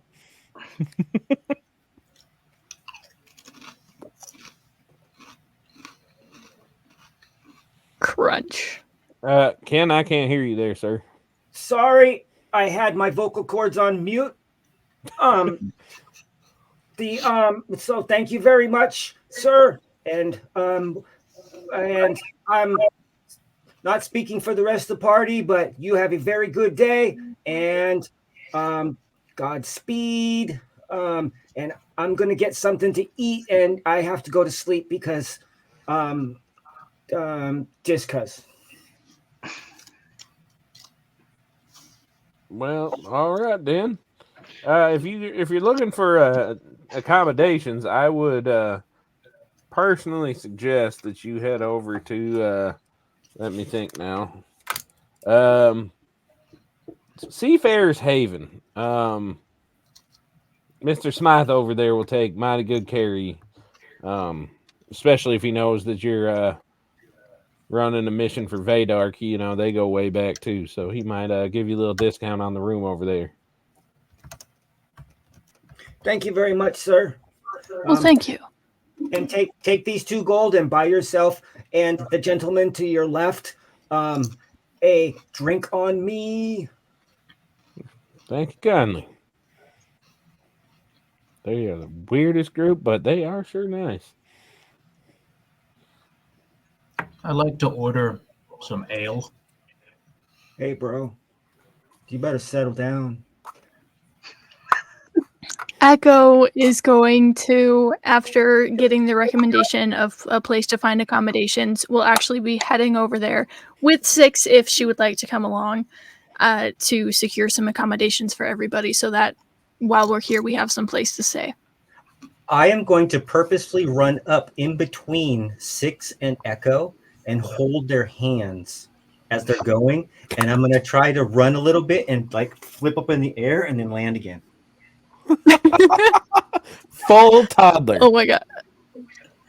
Echo will totally let you do it and will like give you a little bit of a swing to give you some height. Six is not paying attention at all. She seems to be really dragging her feet.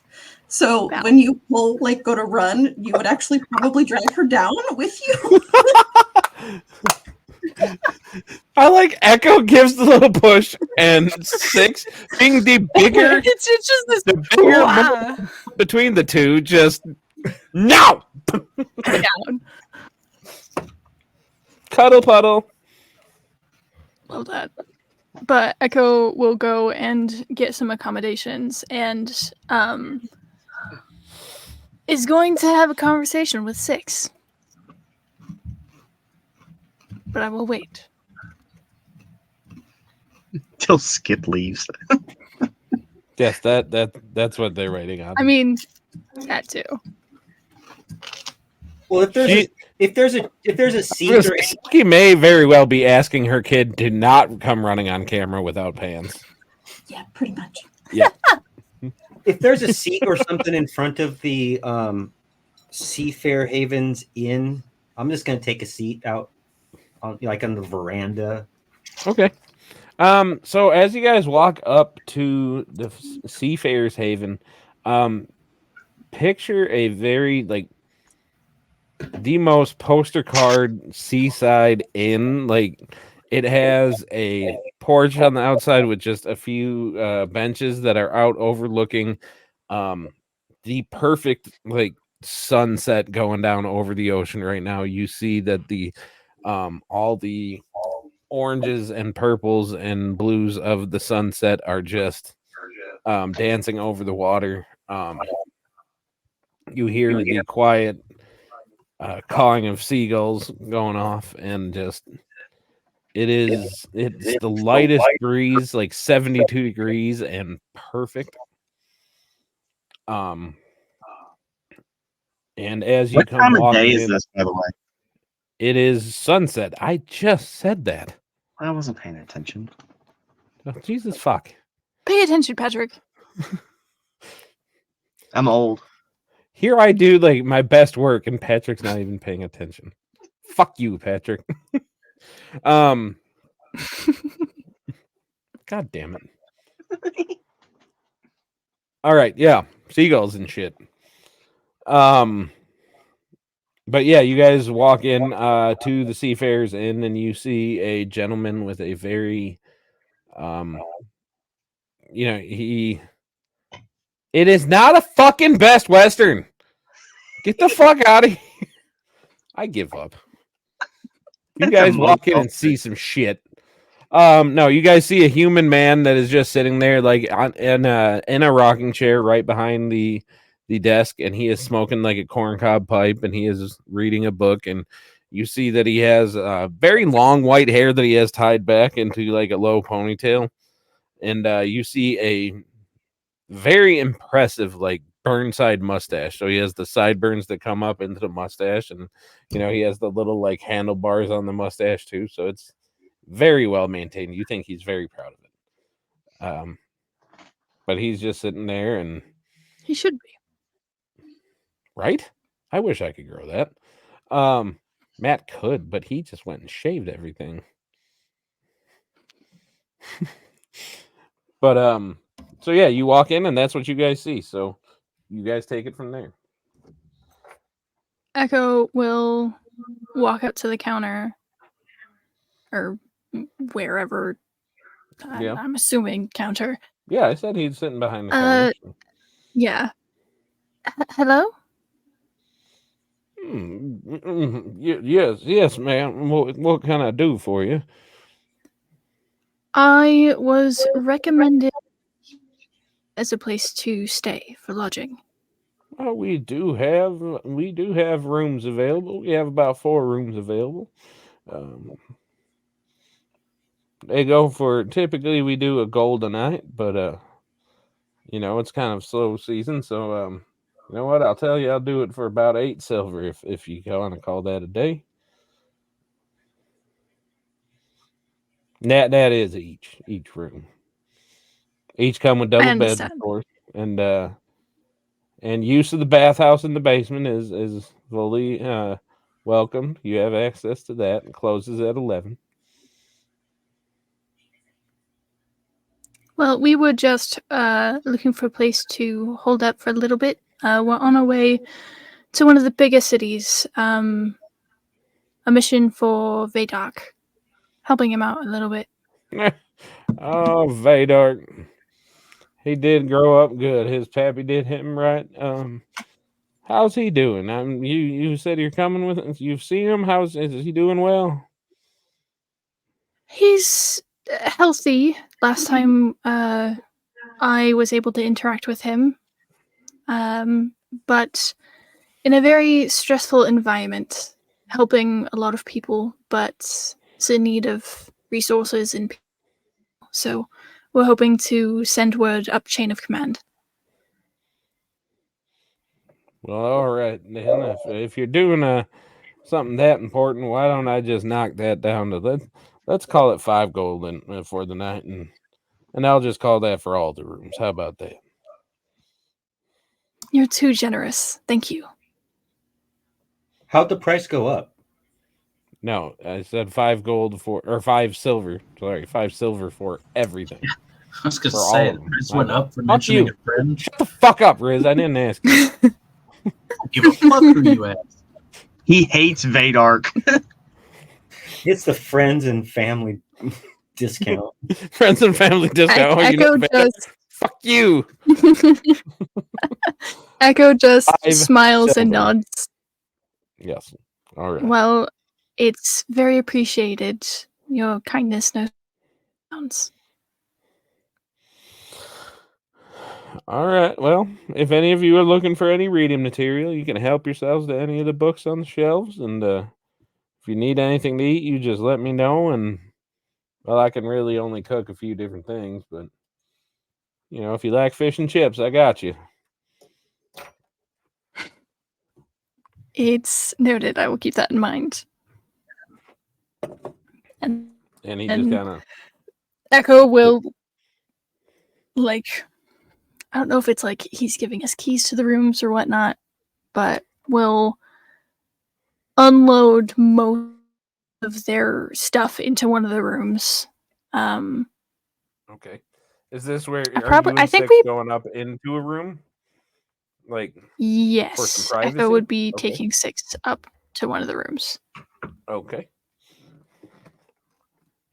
And then we'll just sit down on one of the beds and lean their quarterstaff off to the side, and then kind of turn their attention towards 6.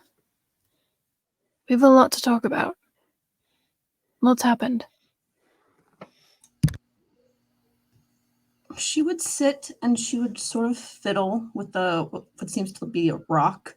Not that Echo would probably see that. And then on realizing, 6 would sort of like throw the rock on the other side of the room. Either your brother is an idiot or I just worry too much, essentially, is what's going on. And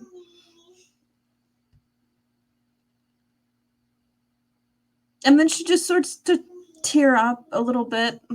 But what's been going on with you? That there's a lot of people and strangers and weirdness.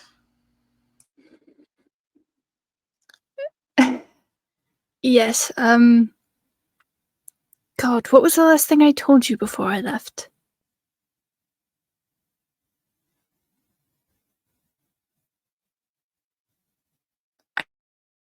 I could start from the group mission that we were on.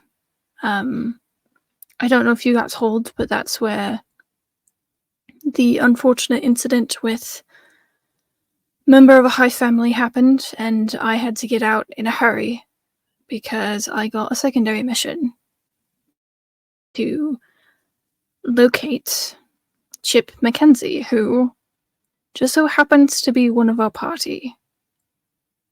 A contract had been sent out by his wife. I said Chip.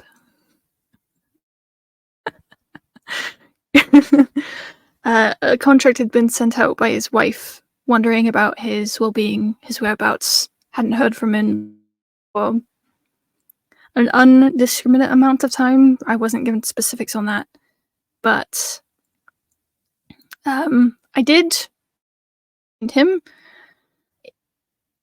Very unfortunate circumstances, but finding him was actually how the two of us got caught. And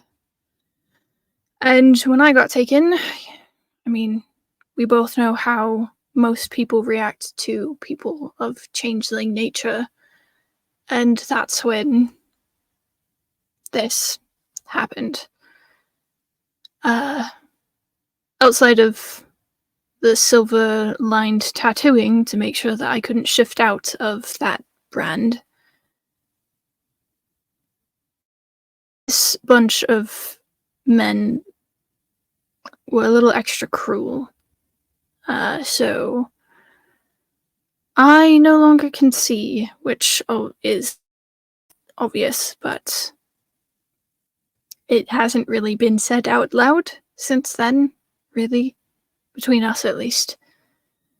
But I found myself in the company of this misfit group of strangers. And it started out just kind of as survival, the safety in numbers. But we kept getting tasks from people and learning more about each other. There's, I wouldn't say a friendship or anything, but definitely a camaraderie between certain members of the group. I think it'd be interesting to see where they go from here. But more importantly, you said my brother is missing? Your husband has disappeared? Probably not. Probably not. And she sort of gets up and starts pacing, and then she'll go get the rock that she threw, and then she'll hand it to Echo. He's supposed to check in, and he hasn't. So I went a little stir crazy and tried to go look for him, and chances are he probably just lost it or tripped and it fell into a lake or something. But I worry about you two. So when I couldn't find him, I went looking for you, and then I realized I didn't really know where you were. And then somebody was talking badly about changelings, and I made the mistake of, you know, what we do sometimes. And then she'll sort of like, how long ago did awkwardly he touch last the contact back of her neck, like, and now I've got a tattoo too, but I don't really know what it is. I can't see it. It's very itchy, and I don't know why it's still itching after weeks later. Echo will stand up, and even though they can't see you, will kind of move your hair to the side, asking first if you will let them to kind of feel what is on the back of their neck. All right, so as you run your fingers along the back of her neck, your fingertips start to burn just slightly, and you feel the feeling more than seeing, obviously. It is in the shape of a broken sword, which is, you guys know as a changeling.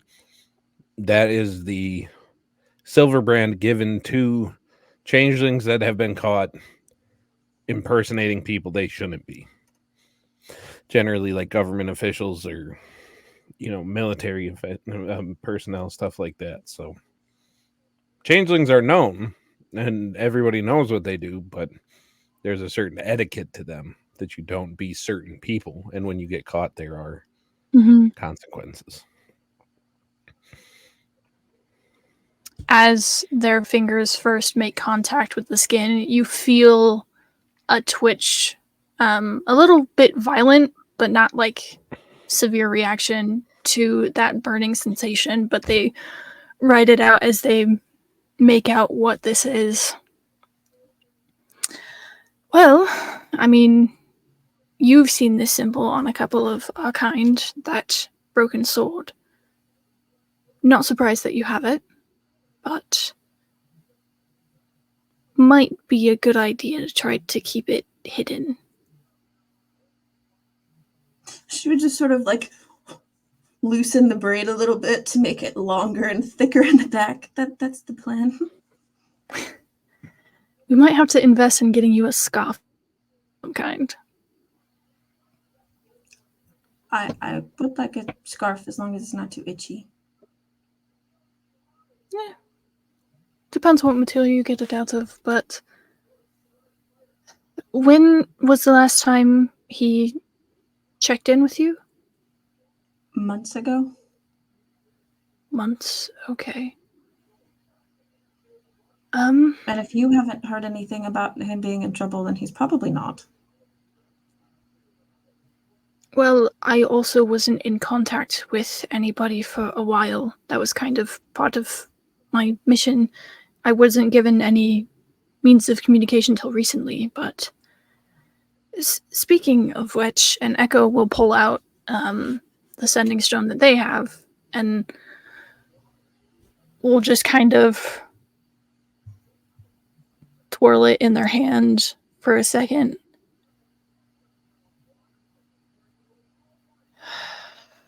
We have to be specific with the line of questioning because we both know that's how this works. This communicates straight to Dishonor. What do you think we should ask about this?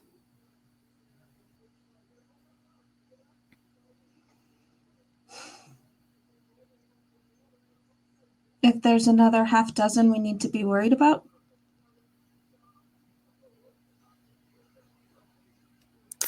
It's a very broad, generic question.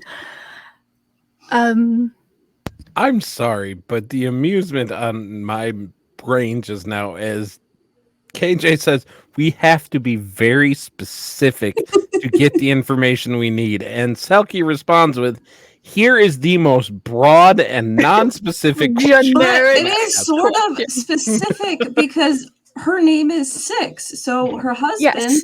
they would make 12 together. So in my head, it kind of made sense. I don't know. This tracks I got so it. hard. This tracks so hard. And I encourage this question to be asked. No, because Dasana wouldn't take the bullcrap. And you know that.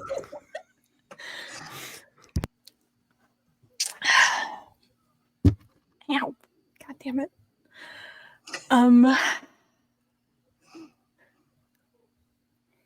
Well, there could be reasoning behind losing communication, or something did happen to him. I did get to talk to Dasana in person, but she didn't mention anything. But at the same time, if she didn't want me being distracted by the fact that my brother's missing, she wouldn't. She did tell me to get in contact with one of the higher-ups, though. That might be part of this. I don't know. It might not be worth it to ask anything until we know a little bit more. 6 would just sort of nod. You know more context than I do. My mentor died, unfortunately, so then she would just sort of shrug. You guys are all I have kind of right now, so we'll make it work. It's true.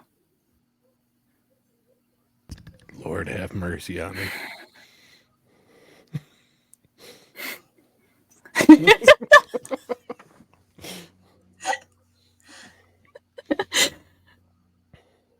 Echo just sits back down on the edge of the bed and sighs heavily. Look at what has happened to the both of us. Things used to be a lot more simple. Sometimes. But, you know...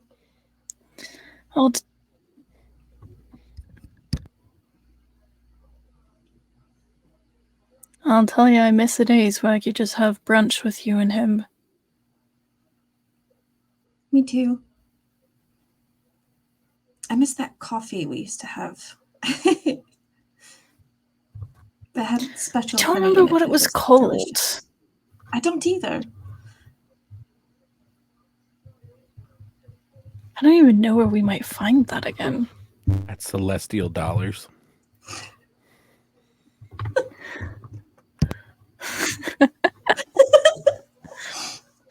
Wow.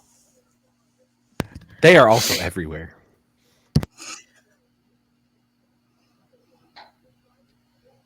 I think my joke froze KJ. I mean, you were just in jail. Probably. It did. It was. I'm surprised my internet's kind of stuck out. How have you been, though? Not just physically, but, you know, mentally, emotionally. I mean, we did just break you out of jail. I hate that place. I really don't want to go back ever. Actually, I don't know if you remember, but I get a bit claustrophobic, so being in a jail cell was not good. I actually thought when I saw you that it was an hallucination and you weren't actually there. I'm a little bit sad today, and she would sort of take the sending stone and throw it out the window. Can you roll a Echo d20 will for me? try to catch it. Sure. Echo's gonna try to catch it before it does. The 17? 17. All right. Echo, make a deck save with disadvantage.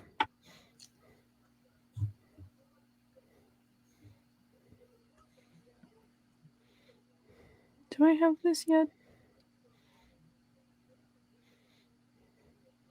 I You guess have it's not what an yet? attack on me. It is not an attack on you.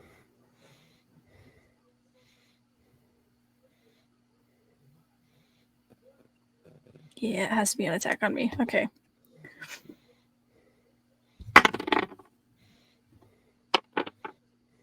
Wow, it's the same roll both times. Crazy. Okay. A dex check, you said? Yes.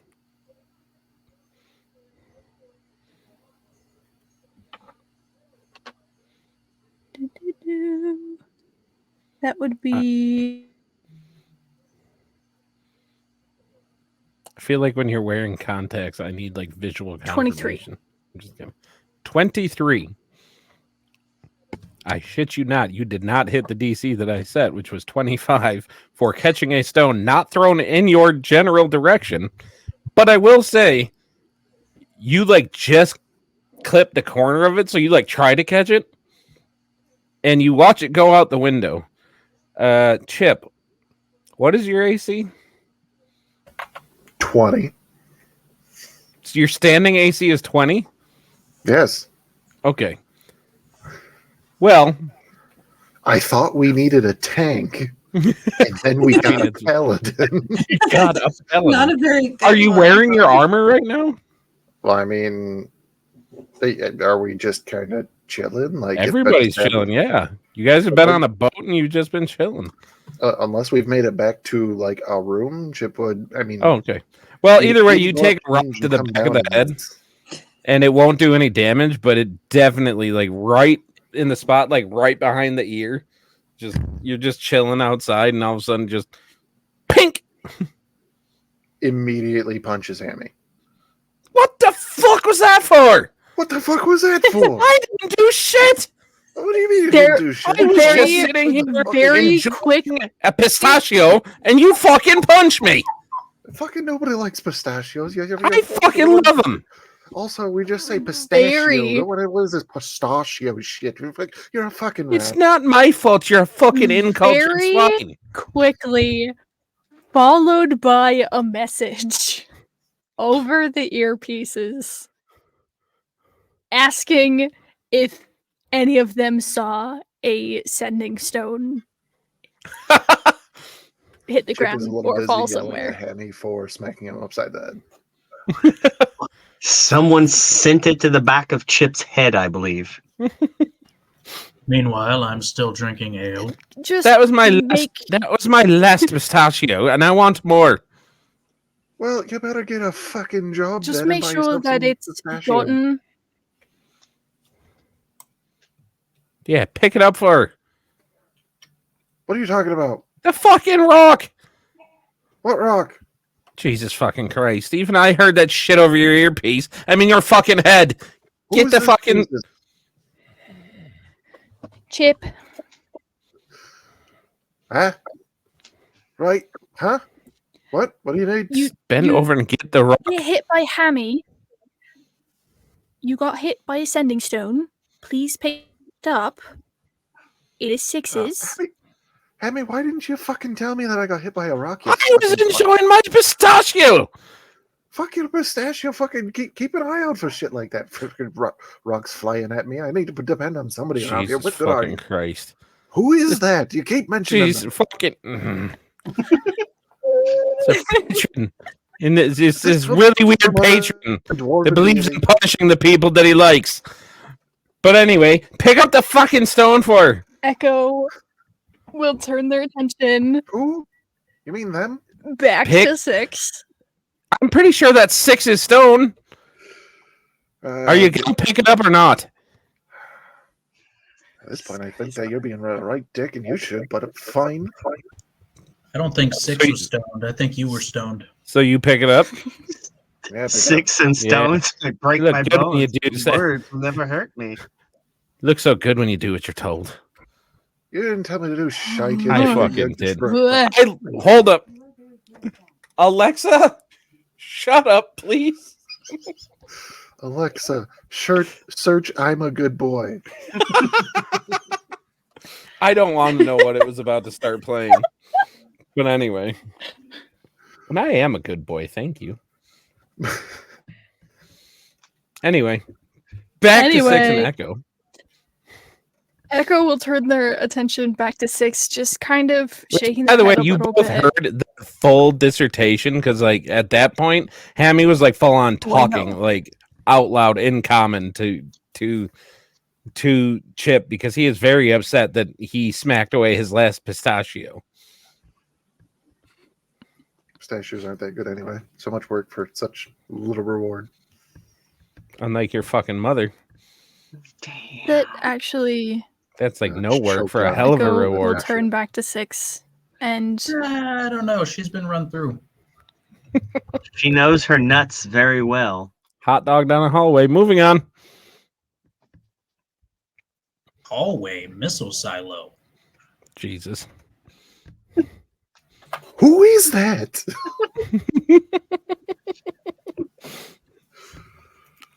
Just well-timed messages coming through the earpiece. All right, Echo, go. Echo will turn back to 6, and we'll start by saying, actually, that stone reminds me of something I meant to give you a while ago and then promptly forgot about. And we'll rifle through their bag and take out this handful of letters that have been tied with twine, and we'll hand it to you. She will take them. Where did these come from? Oh, they're nothing. They're him.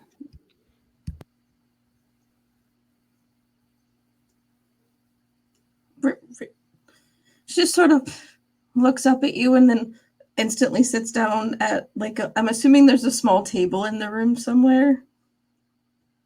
She will go underneath the table and The just start reading claustrophobic them. person goes underneath the table? Yes. That makes total sense. I Well, am to be here for the fair, she's narrative. not It's fine. enclosed under the table. She I still mean- can spread out her legs. She's just hiding under the table for a little sense of privacy. It makes sense. Oh, sure. Okay, so you bust out the first letter, and it is describing. At first, it's describing all these different lands that he's seeing on whatever mission he was on. Because you guys make a point to not mention your missions in letters that you guys write. Makes sense. After a while, though, you start blushing as the letter shifts into how much he misses you and very specific activities that he misses that he decides to describe. Instantly skips that letter and just puts it down. Goes Okay. to the next one. Same thing. It's starts off with a description and goes into straight up graphic detail. I will say, he should get a job as a writer, writing the naughty books. Again, she'll just skip it and just read And you the will other part. notice, though, you will notice that all of these letters were. Are you showing us a video there, Skip?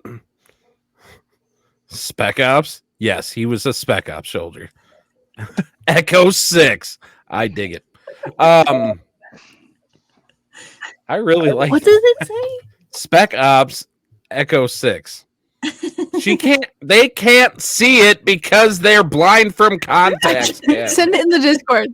Send it in the Discord. You do notice though that as you go to the next one, that the envelope was already open on all of them. She'll get up. Echo, did you read these? And she's sort of a little bit frantic. Please tell me you didn't read these, but also please tell me you did. I started reading the beginning of...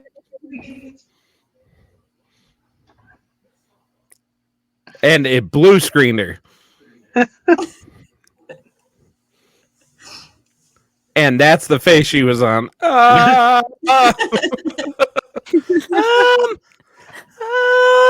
Anyway. Echo.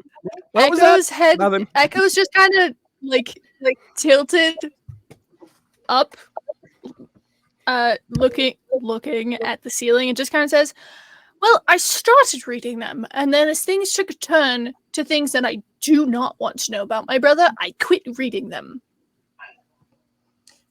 6, obviously her face is flushed, and she is just going to sort of walk to the wall and hit her head dully for like just like 2 times. I'm so sorry. So sorry.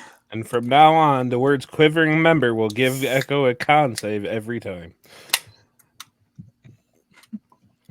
Hey, I will not judge your mail between you and my brother. You are married. But I just... No, but I it's don't still want weird. to know. It's weird. It's weird. You've been married for like 9 years. No, but it's weird. It's weird for you. It's weird.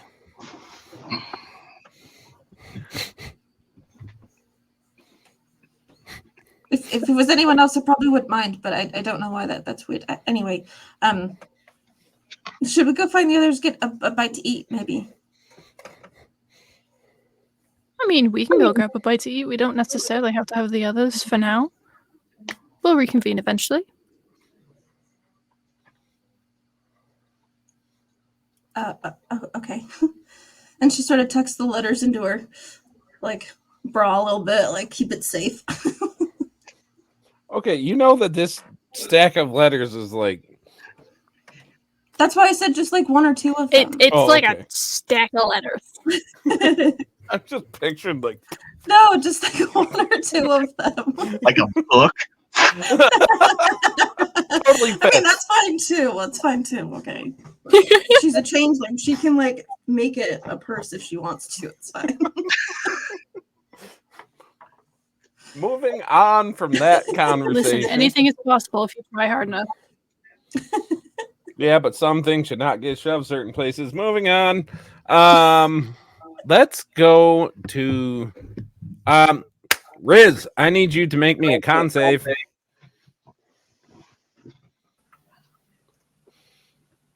I'll just throw out at this point, Chip knocks on the door for Echo and 6 and returns the stone.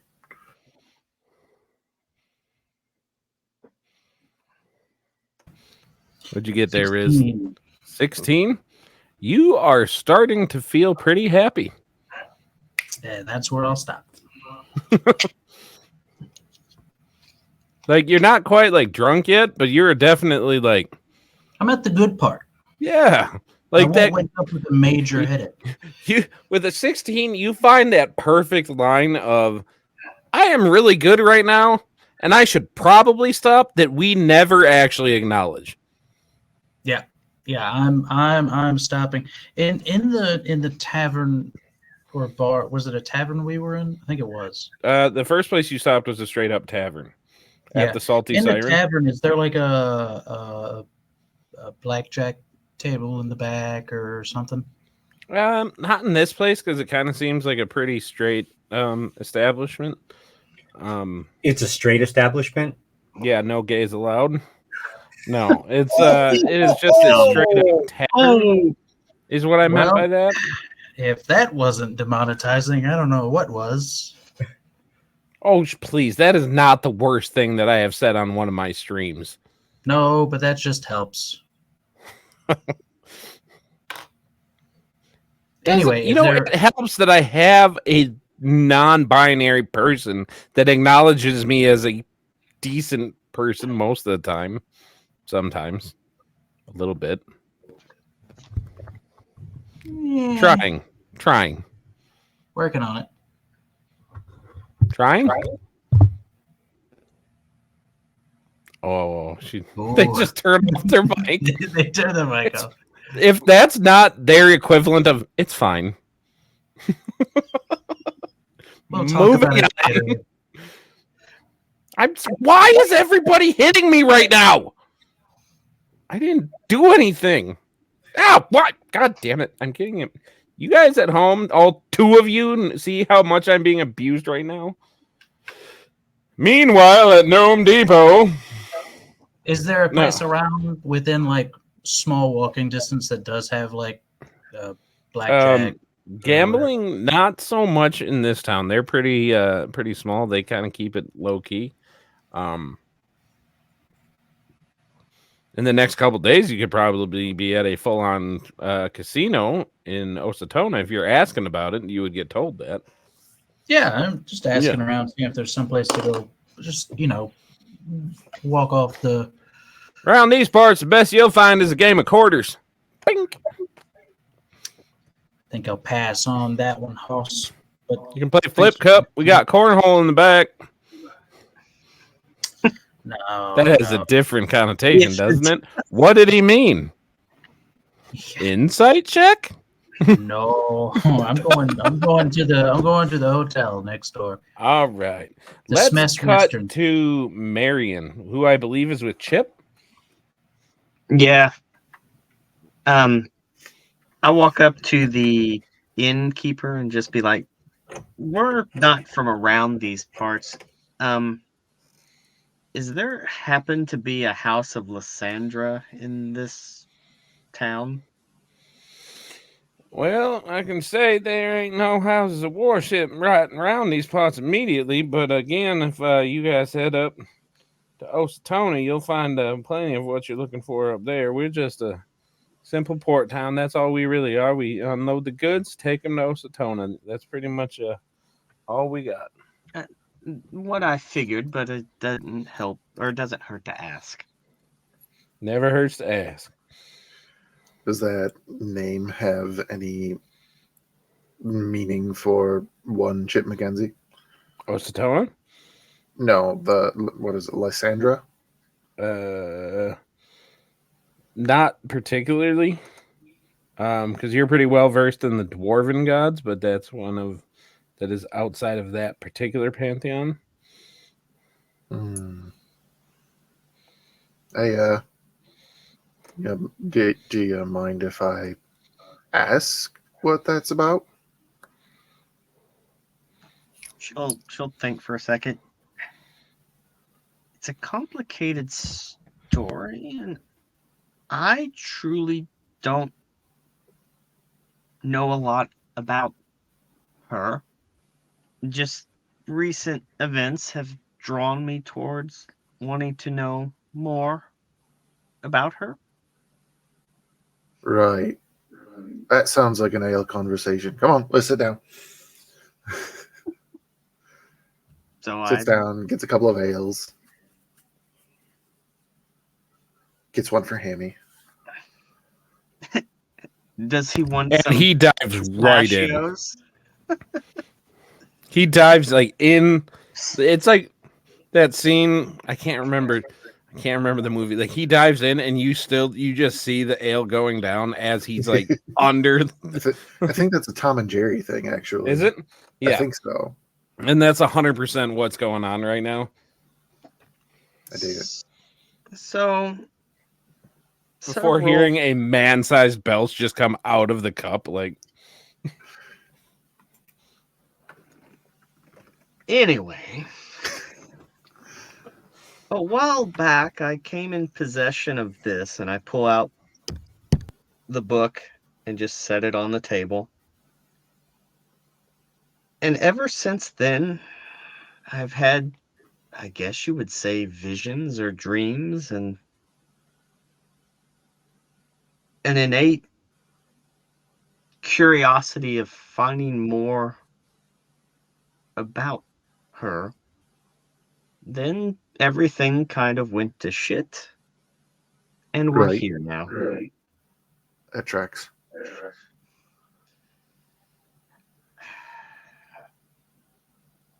Before I encountered that book, I would guess I was just a normal person, but ever since that book has come into my life, I've came in possession of these abilities, you could say. I don't know why or how, but it's tied to that book right there. Right. There's a lot of that going around, and he's going to kind of look at the mug where Hammy is. Rather, I the book. guess you could say talk so much. he's your mysterious book. Yeah, but he talks an awful lot more, and Yeah. you could close a book.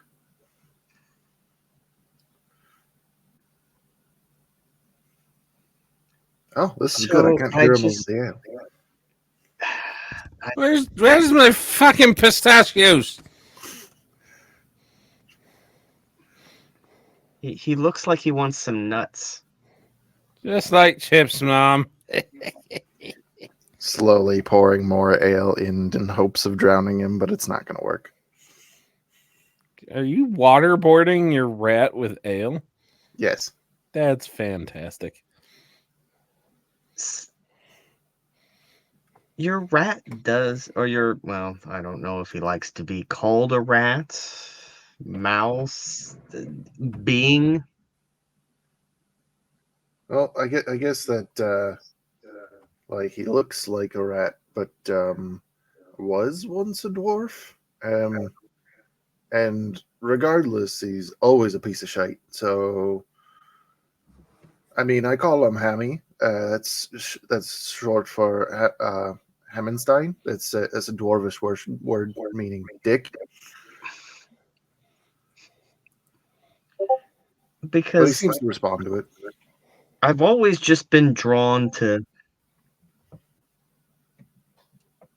learning about stuff, and I want to learn about this book first, but he intrigues me too. I don't know if that's good or bad. Seeing how much you care for him, it seems like it's a terrible road to go down. As much as I care to not admit it, he does have some very few redeeming qualities. We're working on it. Well,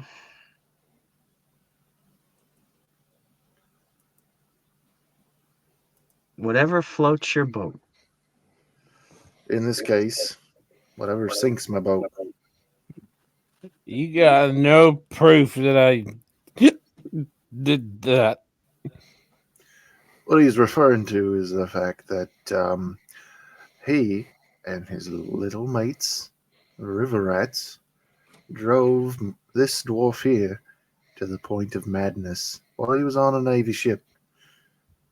Turns out that when you tell the captain that a bunch of rats are making your life a living hell, he thinks you're mad.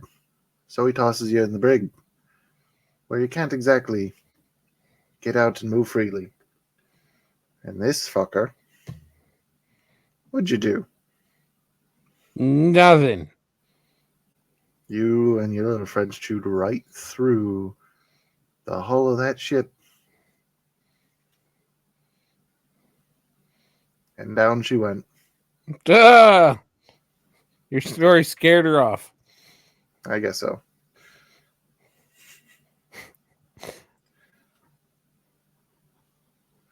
All right, well, we wait for them to come back. We'll take a cutscene real quick over to Skip. What is Skip doing? You said you were sitting out by the dock just watching the sunset? I was out on the porch, or whatever's right in front of the door. Yeah. I would see our people go in and different people go in. Yeah. Taking note of who's going in and who's going out. for as long as I can. Okay. And then I'm gonna pull out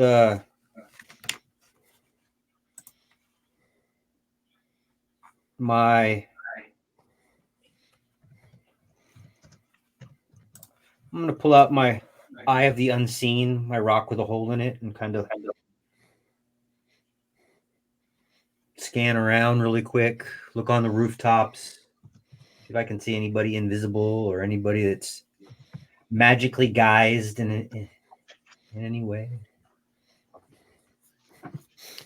Yeah, and you don't pick anything up.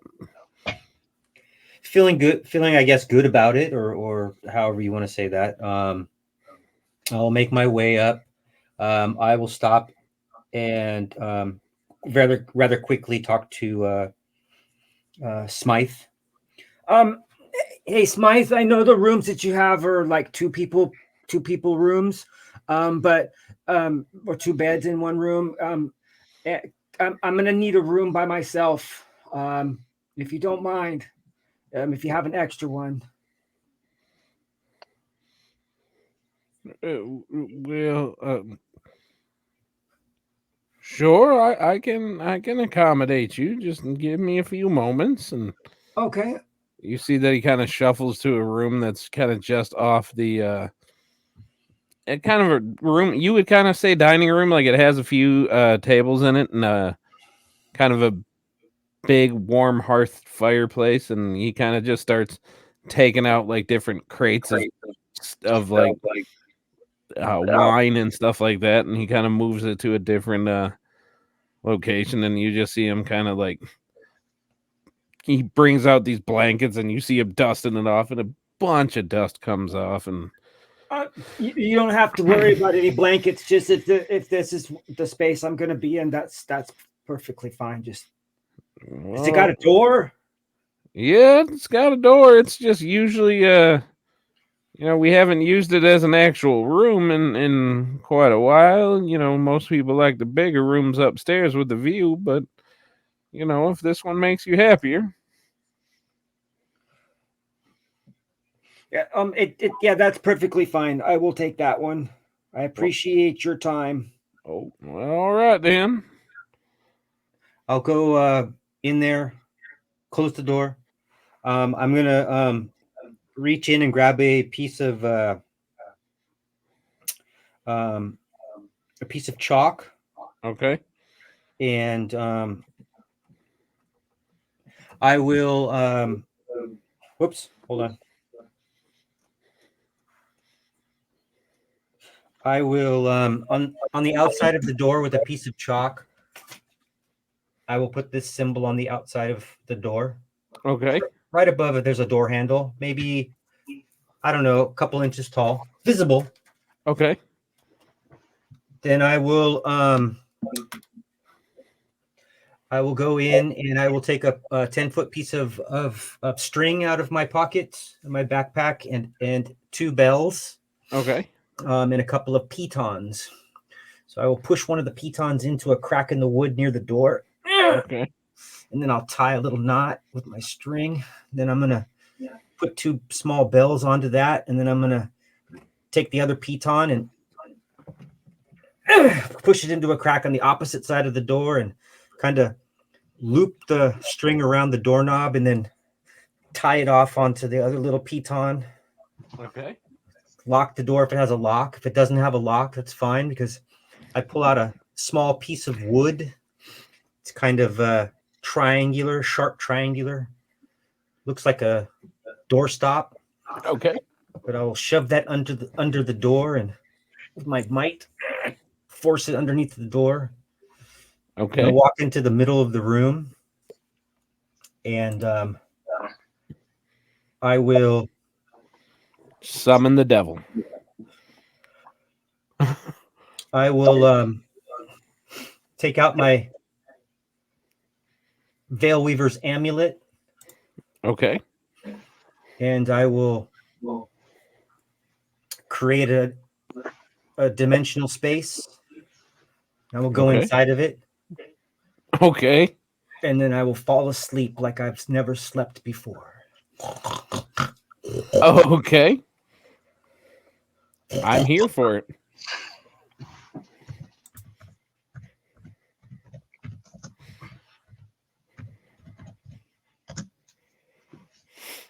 All right. Then we will cut back to Chip and Marion's conversation since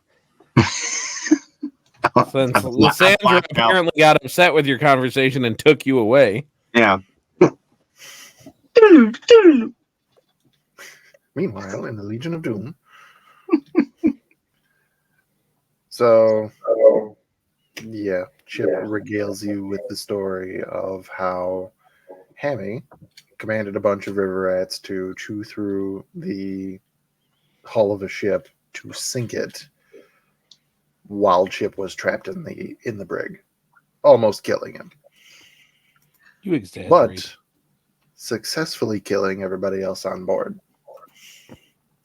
Now I'm starting to see the animosity between you two. Right, but as weird as it is, I guess that kind of not a bad thing. I mean, yeah, me almost dying, that was one thing, but he's kind of finally started to communicate a little better as of late. And he let me know that turns out the former Royal Navy that I was a part of, and he's going to, oh shoot, I have to check my character sheet for notes. And for those of you who are curious, the Veil Weaver's amulet does create basically Liamon's tiny hut, more or less. I like it. He just made it in his room. I support it. But yeah, so Chip, I don't think we ever discussed where it was. We're just gonna say he pulls up the sleeve showing his inner wrist, where the serial number is that he got, much like a lot of other people here. Turns out they were the same fuckers. Just before they started all this shite.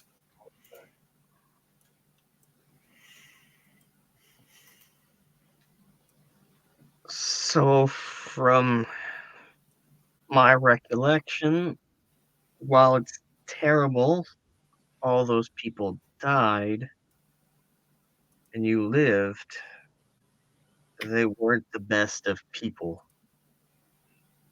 Right? Absolute dickheads, actually. Marion just looks down. I know I shouldn't cast myself with them, but I hope you don't hold resentment towards all humans. We're not all that way. What the fuck's that supposed to mean? Well, You just met Cordo, who's a dwarf and also the leader of a gang of thieves. Do you think we're all thieves? I meant no offense, but No, none taken. I'm just making a point here. I know, but it makes me feel better to try to distance myself from those individuals.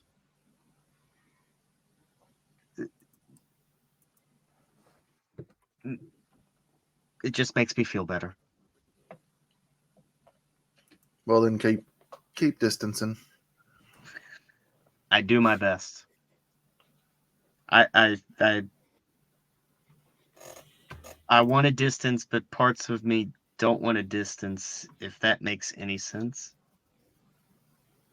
Not that I condone what they do, but it's hard to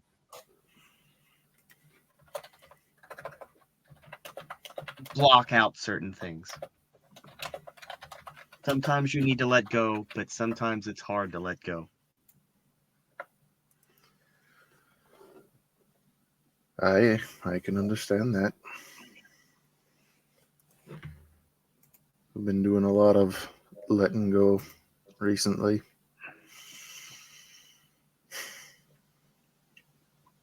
I think we all have.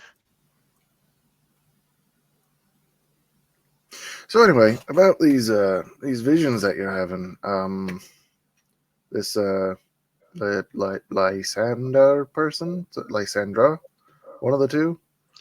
How's all that working out for you? I don't understand it. Like this, I'll have visions that I think are connected to her, but then somehow they're totally not related. Like the last one, there was a tower surrounded by snow. And then a previous one, there was a masked individual that seems similar to the grinning Grand Master, but it wasn't him. But it was the same similar hooded down grin. But it wasn't him. I don't know. Darkness. That's the only common thing is the darkness, and that's what I attribute to Lysandra. But it doesn't add up. None of it adds up. And I'm just trying to find answers. So what do you know about this Lysandra? They just call her the Shrouded Seer. She's the mistress of the shadows, some refer to her as. Knowledge. I don't know. That's why I need to find more about her and this book. Shrouded seer, like an oracle? Yes. Prophet of knowledge, intellect, lore, reason, fate. But also shrouded and shadowy and darkness? Yes. Again, it makes no sense. You think maybe the images are just coming from the darkness because that's what she's about? She's trying to tell you something? Keep on a lookout for this Grinning Master. Maybe he's just this person up in a snowy tower. Ooh, wait a minute. Snowy tower. The prison was surrounded in snow. Was it before we went to the prison? Hey? It was. But I don't... Grinning Master. It wasn't a tower like that. It was more of a cathedral, and the Frost Peak wasn't cathedral-like. That was more of just right, but this is all, yeah, metaphor and simile and all the other things that I'm supposed to have learned in my English class or literature class. I don't know. I was hoping to find one of her houses, and maybe they may, no pun intended, shed some light on this. Maybe. But right now, again, no pun intended, I'm in the dark on the whole matter. His Majesty Lord DM, this what's the word I'm looking for? This town that is not exactly like a big hustle bustle city, but more so giving off Viking Western vibes. Yep. They're fortune tellers. Like not necessarily such. I have a brick and mortar, but like I'm on the street, you give me a copper, I tell you your fortune.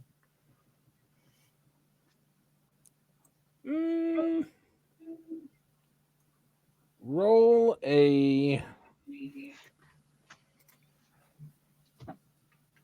I'll say roll a perception check. I wish to assist.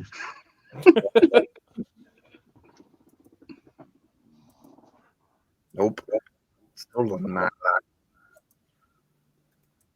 Even with help, what did you get? A 9. 9? Yeah, the second roll was a 7. Not that you can see. Shite.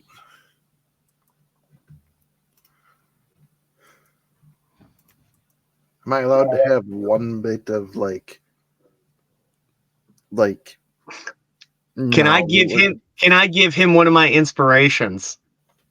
Ooh, wait a minute. I think I have two. You should have two. I know have I two. do. Matt, might I cash in an inspiration? Of course you may. You may use them whenever you want, sir. Using one more. That's much better. That's a 22. 22. Right. So you are going to make a little bit of a generalization. Okay. In that you do see a kind of just kind of a rundown shack type thing with like a thatch roof, and you see like it kind of has like the wind chime that's made out of like bird bones and stuff like that, and you kind of that's where you're sitting there like, I don't know, but if I were to guess, that might be one. Chip's going to see this, kind of nod. Then he's going to make sure he does this correctly. He's going to down his ale, then pick up the ale that Hammy is in and look to Marion and say, "Come on, let's go." Okay. That's freaking So you just have fantastic. the cup with a rat in it. Yeah. But yeah, just kind of head right over there and just give it a knock. Okay. And you hear some shuffling around inside. And eventually you do get the door open to Have you seen the show Vikings? Some of it, not the whole thing. Have you seen the seer?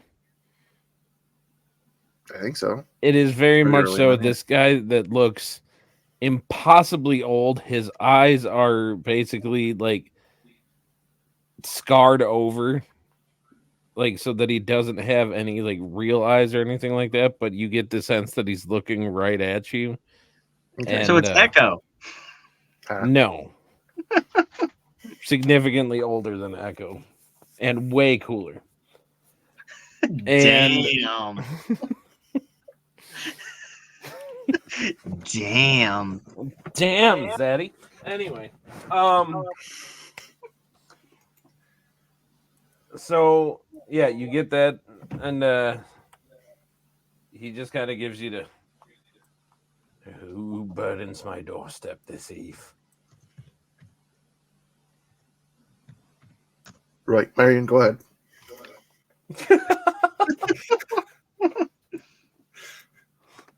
What the fuck?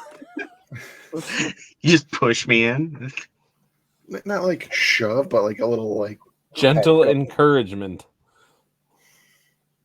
We couldn't help but notice you're, for lack of a better term, a fortune teller. fortune teller, sayer, soothsayer, oracle. I see what the gods permit me to see. Nothing Oh, more, nothing less. Which gods? Whichever ones you wish to question. Marion, you have questions for a god?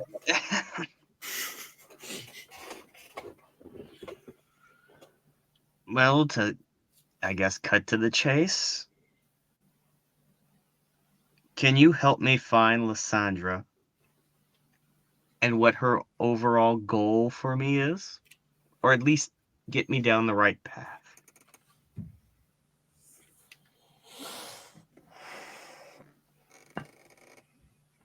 And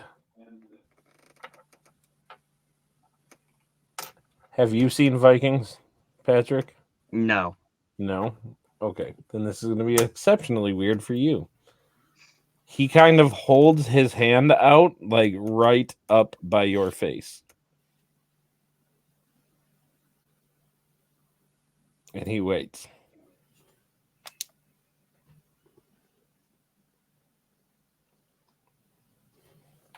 No offense, but this is my first time.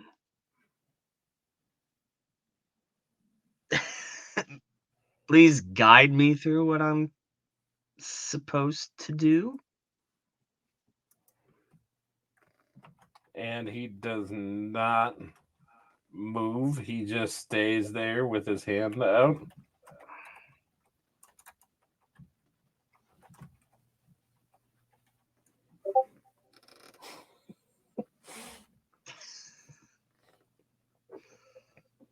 Like, how would I know to do that? Because I just told you. Because that was the old ways.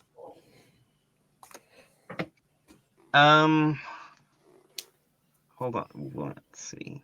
Phrasing. Would that be, well, Insight? I was trying to see, like, what skill would that be? Would that I'll be give it insight. Go or for history? it. With advantage. Either Or one. Whichever one you like more. I'm going to do Arcana. Go for it. And you said with advantage? Yes. Do it.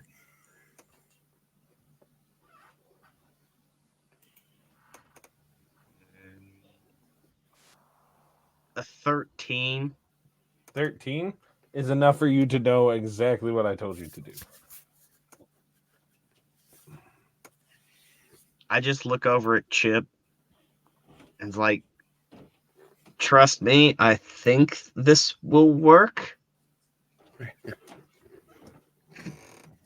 I just grab his hand and just stick out my tongue and I lick his palm.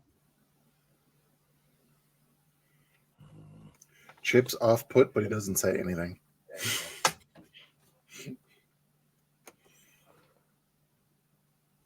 So as he does this, you see him take the hand that Marion licked, and you see him gather up a small pile of what just happened? Echo broke it. Did that. It's because I licked the guy's hand. Yeah. He picks up what you see is a handful of. You do see these little cubes that look like dice, but they don't have any traditional markings on them, and small bones. And you see him roll it. And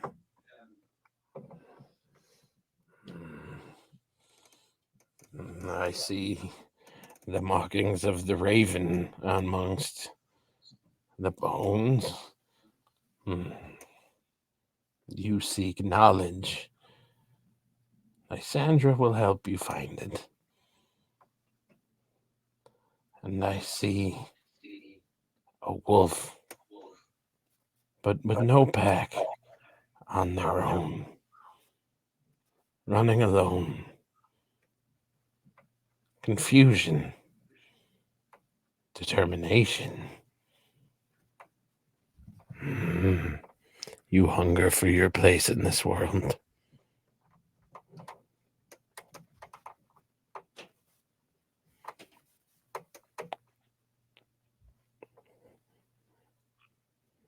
She just looks at him.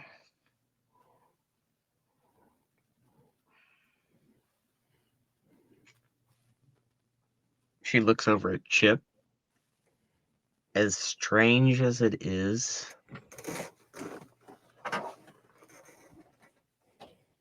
he's kind of, in a very odd way, summed up kind of how I feel. In some cryptic metaphor. So you're telling me he knows what he's talking about? In this matter, yes. Maybe you should lick his hand too. We're still doing you. It's rude to cut in line. Why? I don't know if he's done with me yet. Is that all you see, sir?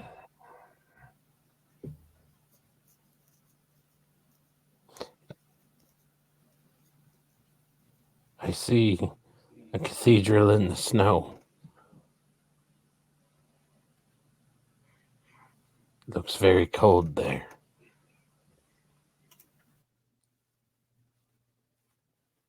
You will find what you are looking for.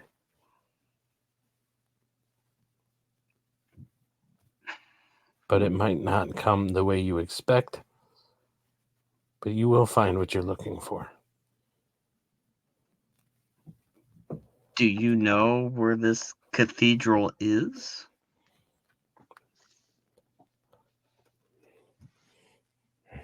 Lady Lysandra does not see fit to tell me at this time.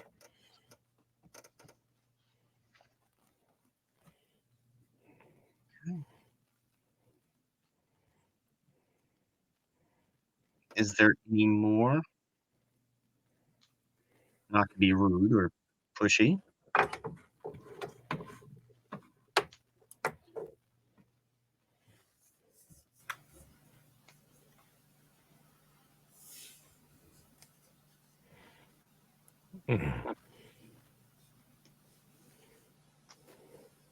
Not at this time.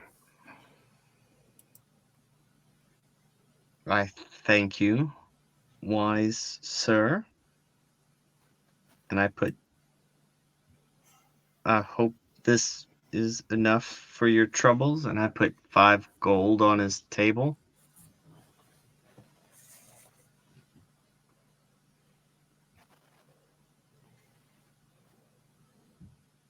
And then you see he holds his hand out towards Chip. The opposite hand. For cleanliness. Yes. He doesn't want a health code violation.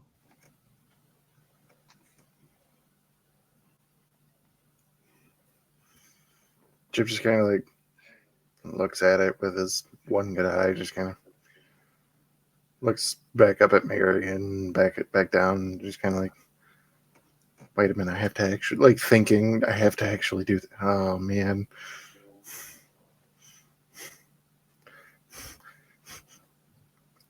And it just goes in and does it. I won't tell anybody. The fact that on my screen his face is frozen in this like giddy little like smile really made that line even better. Lick the hand, Chip. Lick it. So he takes the bones and everything and he rolls them. And you see him. Everything in your contacts. Thank you, Siri. We have Siri and Alexa in the same room. I know these bitches are always going at it. But he sits there and like he like lifts his head towards you and just kind of raises what you could tell would be his eyebrows if he had any. I have never seen such a mix of love and violence in my days.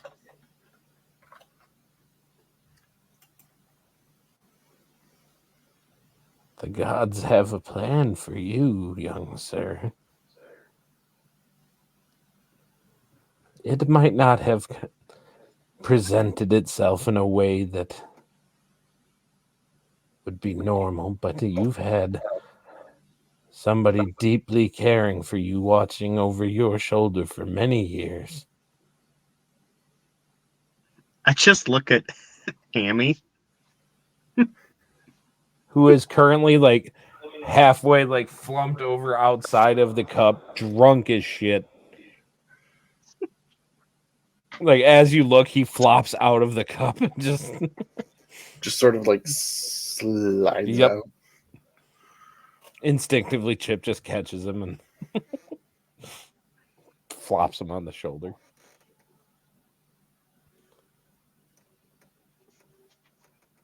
But why? Why? What?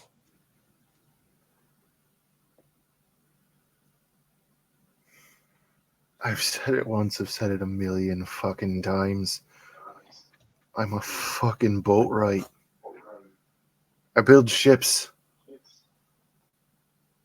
This grand hero, this war shite, this save the world business. That's for better people than me. People like Echo, Riz, Skip, even. Fuck, this one here too, and points at Marion. That guy Riz is a dick. He's not a real wizard. What? But anyway. What? How could you? We went to wizard college together. He's a joke. He used to walk around saying these things about shark fleshlights. It was terrible. Hey now. He only thought he says could the be guy good. who cheated on my papers. Hey, you know what? This guy actually could say that's something you said because he saw it in the future. It's true. But very seriously. When the cards of fate are dealt, it is not for us to determine our hand and whether we are worthy of it. It is only up to us to deal with the hands we are given to the best of our ability. The gods have chosen you to build something great. It's just a matter of you deciding when to admit that you're dwarf enough to take this challenge on.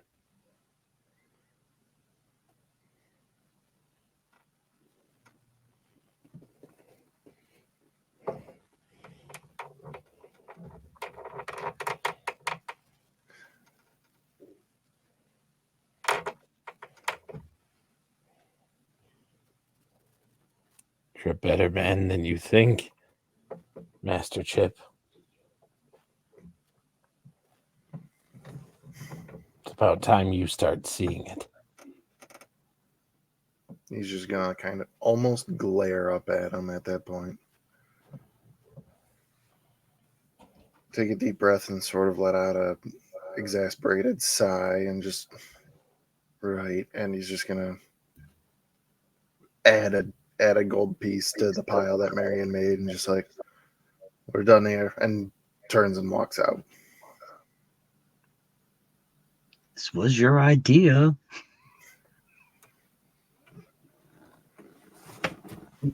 Did you leave Hammy?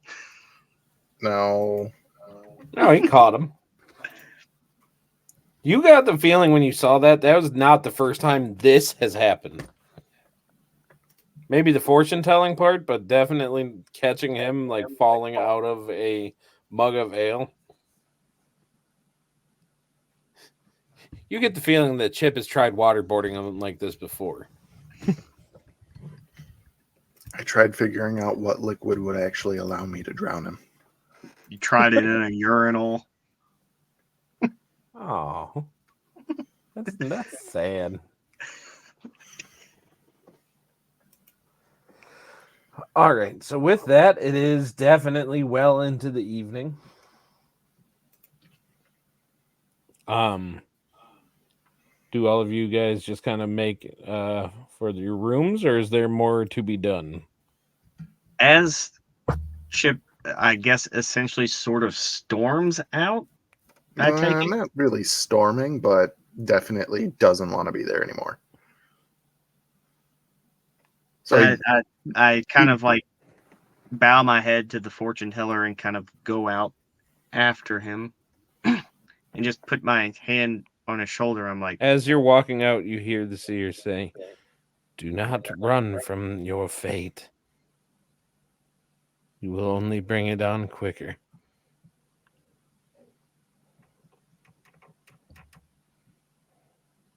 I just make another nod and try to catch up with Chip. Invest in Apple.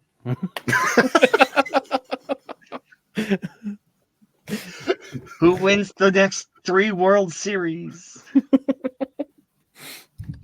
I'm just kidding. Don't invest in Apple. Anyway, well, I'm not. Do as you will with your own investments. Just don't listen to me. What are the But that's lottery listening. numbers?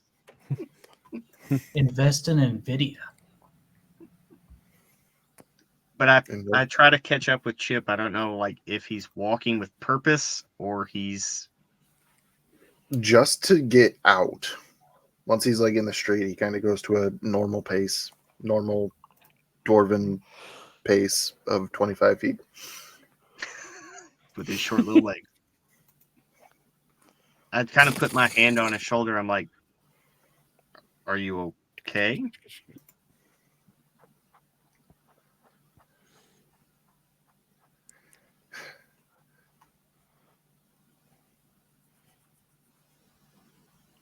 You build enough ships, you work with enough timbers, you know, this one's good for your keel. This is a cross section. This will be the mast. He just said I have to build something, or these gods are building something. I'm just trying to figure out what part I play in all of it.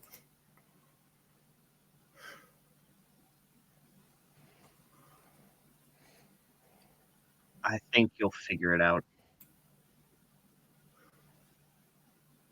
But I don't know how much time we have to figure it out. And as much as a lot of this is important, you know,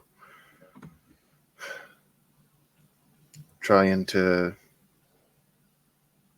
figure these things out with the Thieves Guilds for Skip, or helping out Echo's sister-in-law 6, or even coming down to working with this person that we're trying to see, Mr. Warscar.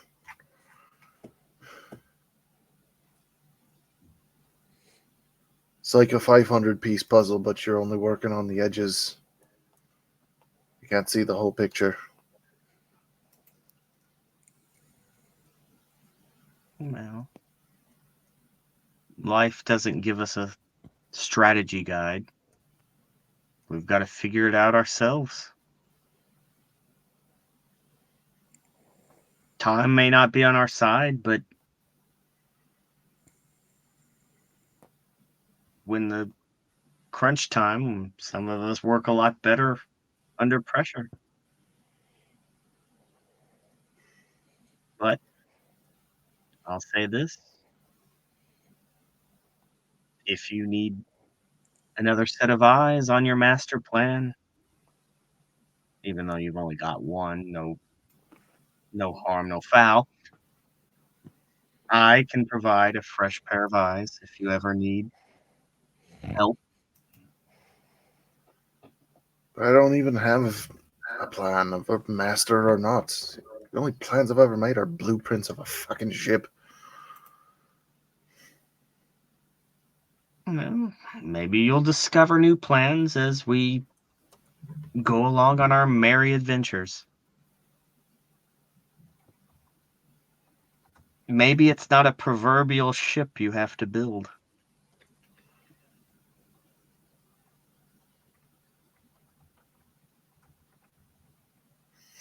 All I know is, like, Echo's talking, but I don't know if they're talking to us. Probably their sibling.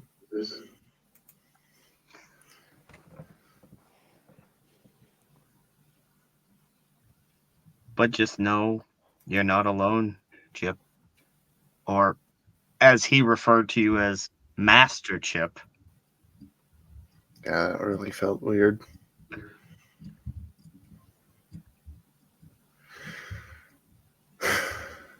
What do you think about turning in this? It's been a lot today. It's been a lot for the past couple of weeks. At least you didn't, well, you know, and I'll forgive you for trying to drown me, too. Yeah, if you're God, when did this happen? Remember when our good friend Riz kind of met his friend, the shark? I heard that's something that happened. Yeah. I don't remember much. I was just trying to get out of the water. Seeing how you told me about your incident of nearly drowning with the rats chewing the hole in the bottom of the boat, I could see where you and are not a fan of swimming in water. Aye.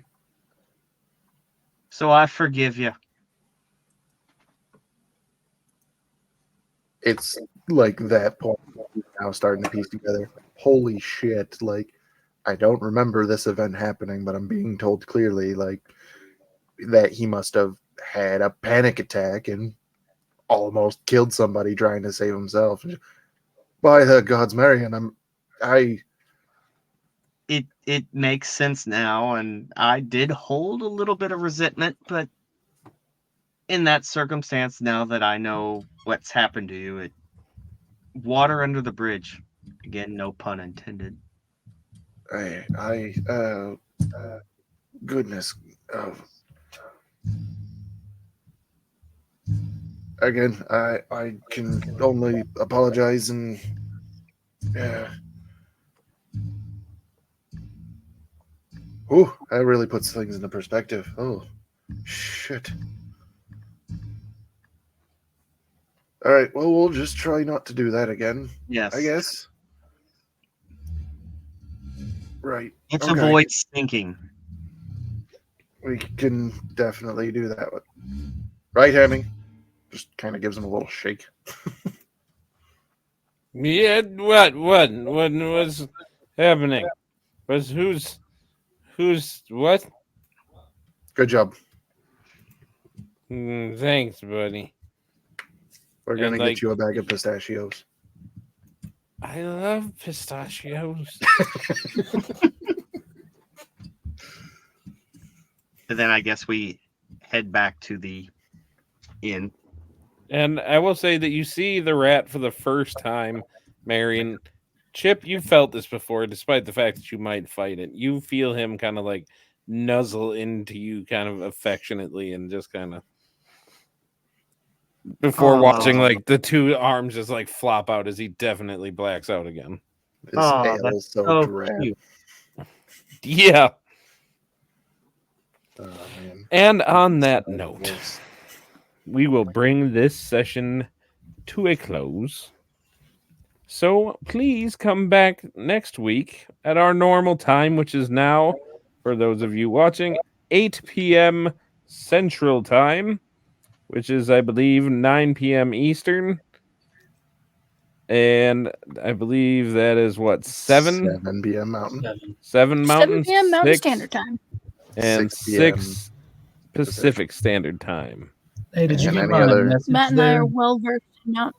And if you're all the way in the opposite side of the world, then it's like, what, like 11 o'clock 10 tomorrow? o'clock in the morning. 10 o'clock tomorrow?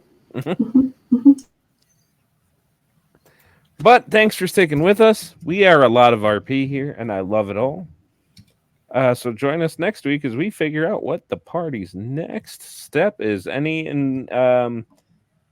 Any announcements to close the night? Because we didn't do those at the beginning. So anything going on with the dimensional dial you want to brag up a little bit?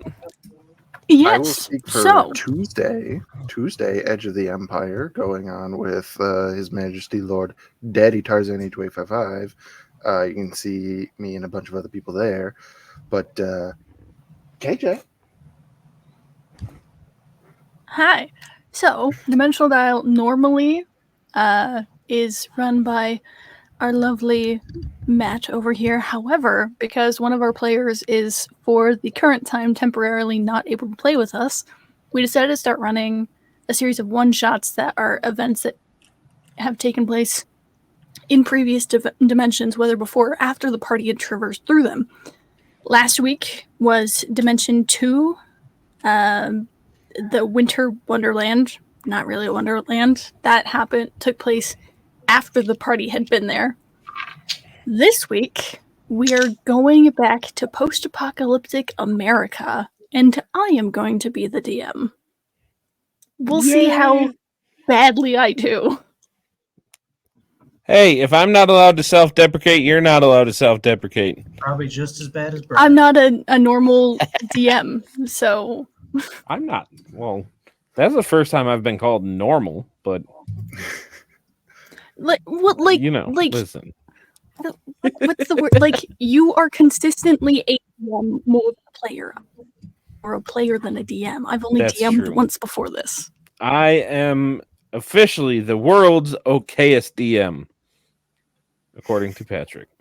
Hey, Mhm. I'll take it. Um, But anyway, so we will Yeah. go with that. Anything else from anybody else? Are we good? Are we good? Nothing going on with more Drunken Blade? Well, me and him are having a battle of spells at the moment, and I'm Yeah, almost but 100% sure I did not succeed that saving throw. Uh, all right. No, I've been kind of on hiatus for a while from I've been mostly involved in just playing D&D with you guys, honestly, and that kind of stuff, and making some money to help fund this little project of ours, and just having some fun. But I haven't been on anything. I haven't posted really anything on the TikToks or the YouTubies or the Instagrammers, but I will be soon. I've got a bunch of shit to fuck. Yay! So I will say for upcoming Clockwork Nexus projects, June 7th, Medicus is going to come and he is going to guest DM a one shot for us to close out Wynn's wonderful one shot to kind of close out the New Beginnings campaign there with a few guest spots. I will have the confirmed list for that soon. It will be me as a player. I believe KJ is joining us. They plan on it. We'll see if it actually happens. If not, Taylor will be in there, which she's fantastic. And then the big announcement, the big thing we were working towards, June 27th, over a month from now, but still, June 27th, we are starting our brand new campaign called Golden Ghosts. So that one will have Miss Selkie and Ken over there, and we'll have occasional guest spots from hopefully everybody else in this room. Matt already, we were doing some pre-stream story stuff, and Matt already showed up and started the apocalypse, so that's fun. Apocalypse in a box. It's in a box. It was an apocalypse in a box. It was great. But aside from that, thank you guys for sticking with us and spending your Monday night with us. We love you guys, and we will see you guys next week. Thank you so much. What are you doing, Matt? We're just gonna yell at each other for 30 seconds. No, it's fine. Ah! Good night, It's everyone. very moist. Good night, everybody. I can't believe this is happening. I cast Moist Crevice.